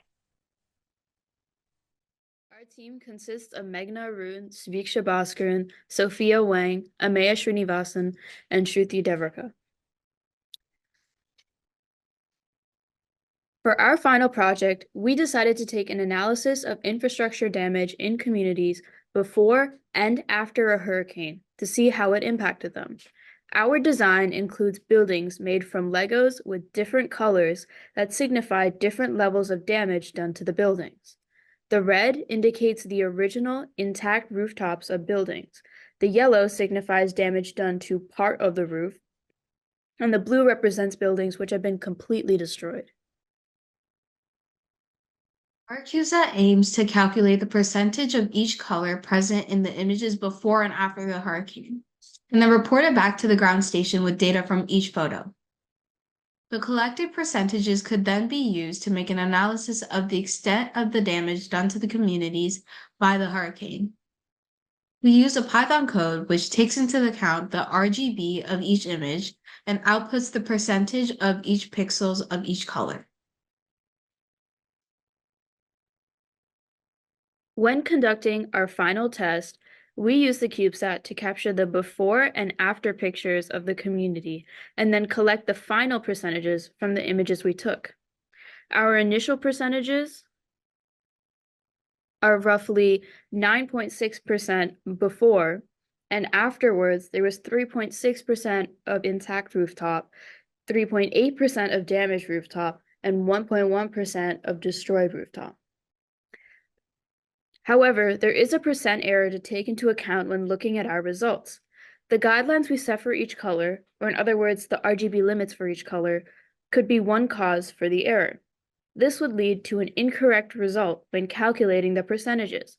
Another cause could be the resolution of the camera and the colors it detects when scanning the image. For example, a pixel with 55% of red and 45% of blue would be considered as a fully red pixel, throwing off the accuracy of the mission and the results. So a higher resolution with smaller and more pixels would produce better and more accurate results. When considering real-life applications of our model, we understand that our model has limitations associated with it. In reality, the colors of roofs would not always be the same, and therefore we would not be able to identify the damage in the same way. Instead, if a CubeSat was in flight, it would be able to detect damage by analyzing rooftops prior to the hurricane and then comparing it to after. The technique used to identify the rooftops and the damage may also need to include shapes of the rooftops before and after, and also include a wider, more complex range of color. Our method would produce more accurate results in a community that was mass-produced, where the roofing is all the same color. This would mean that any variation in the roofing color due to damage would be more easily identified than if it was a community of houses with different roofing colors. The CubeSat would need to identify any debris from infrastructure and cross-examine the two pictures to see whether or not the roofing looks the same. If it doesn't look the same, it can calculate the amount of debris and calculate the percentage of damage done to the community. Theoretically, a similar approach could be taken when trying to make an analysis for power lines and other similar disaster aftermath situations. Using the CubeSat at night, along with an intensity filter, could help to identify the areas of a community that do and do not have power, as the light would be isolated in the image and could be easily detected by a program since it scans for color. The information collected could then be used by different organizations and the government for providing relief to communities and knowing how different areas were impacted by the disaster. When we tested our flight mission, we had issues with time, planning, Bluetooth connectivity, and the coding or programming aspect of the project, specifically with identifying the colors. We felt that we could have done better with planning out our schedule for building the CubeSat, which is even more important when we are actually building a real one. The issues with Bluetooth connectivity were also important to resolve as they serve as one of the main methods with communicating with the ground station. To wrap it up, our initial prompt was to make a CubeSat that focused on natural disaster relief, whether it be damage on infrastructure, flooding, or power outages. Our team decided to focus on the infrastructure. Using our code to calculate the amount of damage done to a community, we were able to create a mission that works with an 11% margin of error, meaning that it works with an almost 90% accuracy. Through this challenge, we learned a lot on the uses and development of a CubeSat and how it is used in real life. Because of the disaster relief prompt, we as a team were able to develop a greater understanding of how a CubeSat would be able to communicate with the ground station to relay important and urgent information to the general public. Lastly, typically with CubeSat missions, they would be vital in ensuring the safety of others while helping to continue daily operations within the communities by helping provide important information. Thank you for watching our presentation. This is a Build a CubeSat Challenge, the final project by Sachikun Haran Vasu and Nilesh Shinoju. So this is our concept. It starts up in the off state, then moves on to the on state. Then from there, it goes on to the solar panels and the ADCS/IMU. And then it will go onto the camera where it will reinitiate 3 times if it fails. Then it will go to the after orbit stage where if it passes, it'll take pictures of the damaged area and the existing area. And it will analyze those images and upload them to the GitHub. So our experimental setup will be like, we'll have our CubeSat will be attached to a tram-like railing system, and each cross of the railing system will be one orbit, and we'll model buildings and roads out of common objects, such as Legos, and toy cars. So our battery pack on our CubeSat will be our main power source, and our solar panel is our secondary power source. The solar panel is just attached to the power bank to increase usage, and this is similar to a functioning orbiting CubeSat, which uses solar panels to be used in space. So our power budget, so the battery pack has different power requirements, and it requires 2.6 watts to operate. So our battery pack is around 10,000 milliamps. It outputs 3.7 volts, which converts to 37 watt hours of usage. In the end, this makes the battery pack last for around 14 hours, and assuming any unpredictable aspects such as extra CPU usage or other failures, it can give around 7 to 14 hours. The solar panel can give more usage. Okay, so this is our ADCS. So this essentially determines the location where we're going to take images. So we use the IMU and we use sensors such as accelerometer, magnetometer, and gyroscope to determine, and we use RPY values to specifically determine our position. So for the imaging, the camera will take images of the before and after the disaster, and the images will be moved into a folder, and it will run through the software subsystem and highlight the differences between both the pre-hurricane and post-hurricane pics. And the images with the highlights are updated into the folder and sent to the ground, which is the GitHub. And the image format is JPEG because JPEG has faster loading times and can scale the image to fit. And they're best for images which are photographs, unlike static or animated graphics. And the difference can now be seen and identified in the GitHub. So this is our link budget. So the equation is PRX equals PTX plus G minus L. So what this means is that we have the PRX, which is it calculates the strength of the signal on the receiver side, and the PTX is the power transmitter. The G and the L is the gain and the loss between both antennas, during the transfer. And general values for the PRX, PTX, and the gain and the loss are the PTX is 13.01 decibel milliwatts. The gain and the loss is 2 decibels and 1 decibel. And the output, which is the PRX, would be 376 milliwatts, which is approximately 25.7 decibels. All right, so this is our general overview of software. So we'll align ourselves by detecting which location has the highest pre-hurricane probability, and then we will take pictures every single time at that location, and then we'll send it to the ground station. So we'll use image analysis to determine to analyze our images. So we'll use an AI model to determine it, and these are some indicators. We'll use like flooded streets and intact buildings. Okay, this is our CAD model. This is our current CAD model. The contents include the Raspberry Pi, which is the green item in the middle, the IMU, which is next to the Raspberry Pi, the small black item, the camera, which is the red item below everything, the casing around the Raspberry Pi, the battery pack, and solar panel, which are on the top of the casing.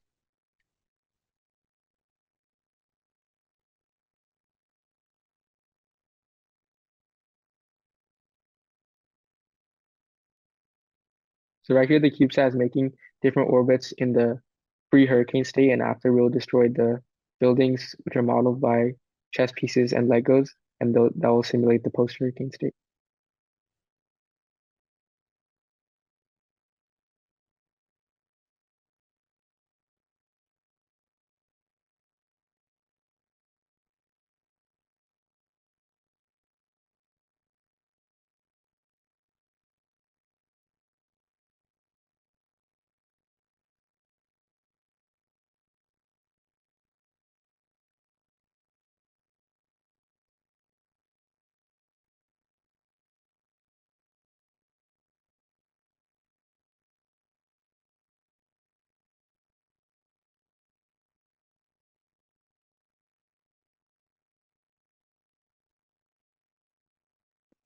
Okay, so these are the results. So the model we used to perform our image detection was YOLO V8, and our classes we used were intact road, intact building, damaged building, intact car, and a damaged car. So these are the objects that we identified when we were doing our image detection. So the main problem we faced was getting enough data, since we only got about 30 images to train the model with, and that's far too less for a model to make accurate predictions. So as you can see in our PR curve, our values are very low, and all of our classes had like very low predictions. So but we did manage to set up our CubeSat prototype and our environment as shown. So some of the problems or lessons that we learned is that a main problem that we faced was like the time management. We just underestimated the time it would take to collect data and train an AI model, and this resulted in very poor predictions. And another thing was finding model resources, as it was hard for us to find an AI model that we could completely train with our requirements. And we also struggle a little bit with the CAD modeling, just like figuring out where every piece is placed and placing it at its certain location. In order to scale this to a flight spacecraft, we probably need to have more data that's collected over months to make more accurate predictions. We also need a custom model which allow for more accurate predictions, and it would be tuned to the specific parameters for detecting flood damage and hurricane damage. The solar panels will also need to be more efficient and would actually need to extend the usage of the battery, which is used in a normal function CubeSat. And the cameras will also need to be more powerful for the data, for the like proper pictures to be sent to the to the ground station. So these are some references that we use. We use to build the CubeSat course, Raspberry Pi forums, and we also use YouTube. Thank you for listening. We're the Laguna Blanca CubeSat team. We started out with 4 and ended up with 3. We have worked very hard on this presentation, so I hope you will enjoy it. Yep. Thanks for watching. Thanks for helping out. Thanks for sending us this stuff. Thanks for setting up this whole thing. We're very appreciative. The goal of this CubeSat is to find and prioritize road obstructions so that first responders can see which roads they have to go to first to keep the flow of traffic going. Okay? So our CubeSat addresses this using pattern recognition software. It takes a photo, it then encrypts compresses and encodes the photo, then sends it down to the ground station. The ground station runs the photo through pattern recognition software to find what % of the road is obstructed. Then that information is sent to first responders so they can better find what the solution is. For the purposes of demonstration, we're going to be plugging this in so you can see the code running on the monitor. So I'm going to do that now.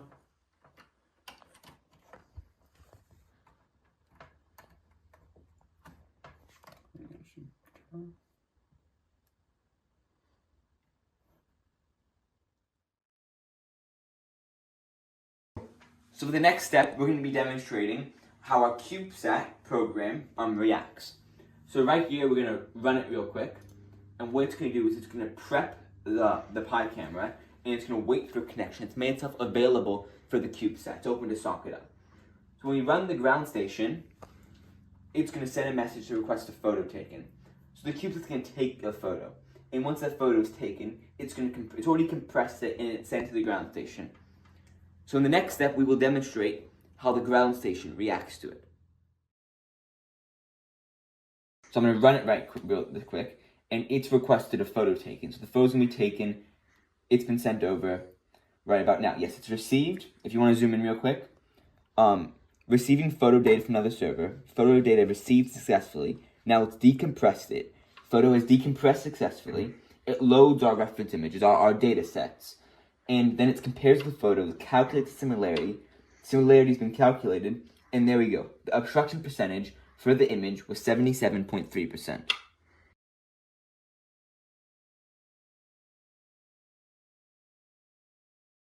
So this is our mission demonstration. We have a wonderful Jack Gooby here who's going to be demonstrating the CubeSat in low Earth orbit. And we have Roy Polos behind the camera. So what's going to be happening is once it's gone through its self-checks, and it's going to be opening the socket with our ground station, looking for a connection. So right here, you probably can't see it, but it's waiting for a connection. And what's going to be going on here is it's going to be sending a request to the CubeSat for a photo to be taken once it connects. So that's what's going to be happening. Okay, so now the photo is taken from the CubeSat. It's sent and it's compressed, encoded everything to the ground station. The ground station's gone through all of its process to decode it. And if you zoom in, come here. It's gotten 26% road obstruction on that image, which is what we're actually looking for. And now that is sent over to the first responders. Alright, for scaling up our CubeSat for full-scale operations, first of all, we'll need a much bigger solar panel. As we found from our power budget, it isn't really sufficient. And also the battery, we expect we'll need a much bigger battery as well to power our computer systems. We'll also need a reinforced frame with better thermals to survive the harsh realities of space. And then moving on to the camera, it'll need to be much higher resolution with a much greater zoom to be able to detect roads on the surface. And for our coating, of course, roads can come in all different types, all different colors. The material may be different. The blockages may be different. So we'll have to go back over different types of blockages and road materials to make sure we can detect a variety of different situations and get them to the right people. Jack? Yeah, we're going to need more complicated servers to connect with the CubeSat. We're probably going to tile solar panels all around so we can get maximum solar efficiency. And ideally, we are going to need, as Roby mentioned, a much greater lens capacity with a greater focal length so we can really zoom in on those roads. For me personally, the lessons I learned the most were a lot in software development. I already know a good amount of software, but I think applying it to a CubeSat, getting more experience working with servers, because that's how I was doing with the client server model. I mean, things like that. Also, like imaging, seeing how much data can be transmitted in one turn. Or not stuff about circuits. I learned a lot about physics, chemistry. I learned just a lot throughout the entire course that I think really builds on, so many aspects of my my knowledge. Roby, do you like anything to add? Yeah, for me, I really learned a lot about, in the comm sector, a lot about how math I've learned really ties into real world uses. Especially like I had no clue AM and FM were like amplitude and frequency modulation. So just a lot of that stuff, math, like I already knew, but how it's applied to real world uses and what career opportunities there could be, I just had no clue. I've learned a lot about physics. I already know a lot of the math, but seeing how you can use it in real world applications is something that was so interesting to me. Like the thermal equations, and for example, STK, all of that, I don't think I'll ever forget it. It was super cool and it was an amazing opportunity. Thank you.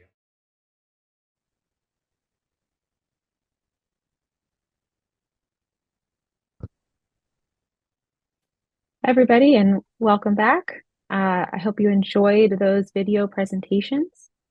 I'd like to start our awards with some honorable mentions.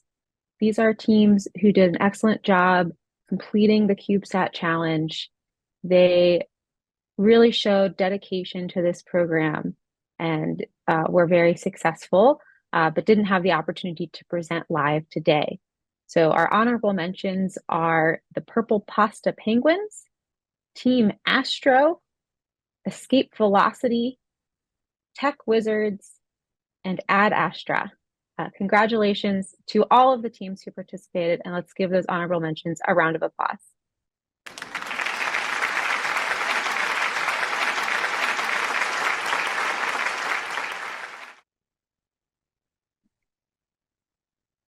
We do have one team that did a particularly great job in their video presentation, in both their design review video and in their final event, final presentation video.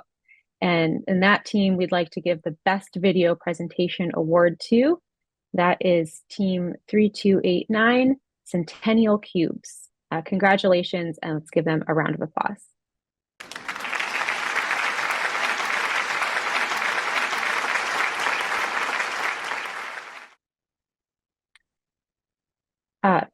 I'd also like to congratulate all of the teams that presented live today. In order to be selected to present live today, they had to do both an excellent job on their design review videos and have high scores on their EDLI online course participation as well as a team. So everyone who presented here today really put in a lot of work and did an excellent job. And we're really proud of what all of you accomplished. So we now have some awards for the teams that we're presenting today. I'd like to start off with our Enthusiasm Award. This award goes to the team that showed the most tenacity and passion. And we were really impressed by your enthusiasm during all of your presentations, including your presentation today. So congratulations, Team Conscious Science. Let's give them a round of applause.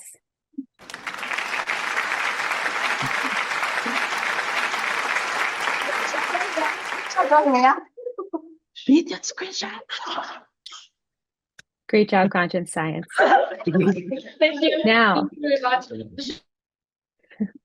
Now we have our Best Overall Awards. These awards were chosen by a combination of the design review and the final presentation scores. We've also considered your EDLI scores as well in there. So these are the teams that really did an amazing job in this presentation and throughout the challenge. So in third place overall, we have Team CCA Aerospace. Congratulations, CCA Aerospace, and let's give them a round of applause. Thank you so much. Thank you. Congratulations. In second place overall, doing an excellent job and within a point of first place is Team BBNN Knights. Congratulations, BBN Knights. Let's give you a round of applause as well.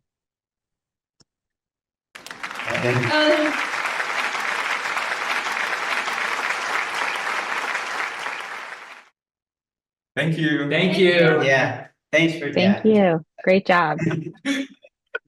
Okay, finally, our first place best overall team, really doing an incredible job throughout the challenge, scoring the highest on Edley of any of the teams, is Team Orbital Architects. Congratulations, Team Orbital Architects. Really great job. Give you a round of applause, our best overall team. Thank you so much. Thank you. Thank you. Thank you for the opportunity.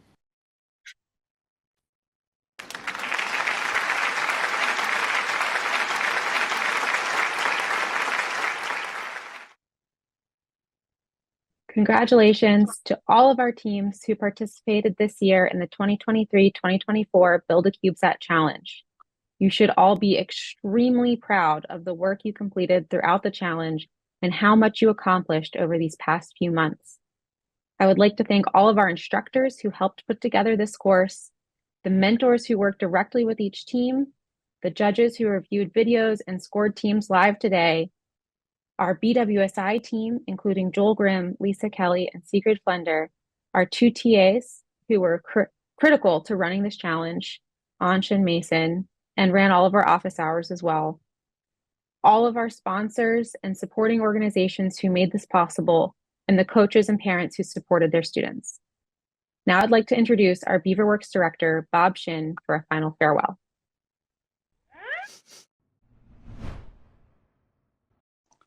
Congratulations. You are all cool-looking Beaver ballers today. Stay safe and stay in touch.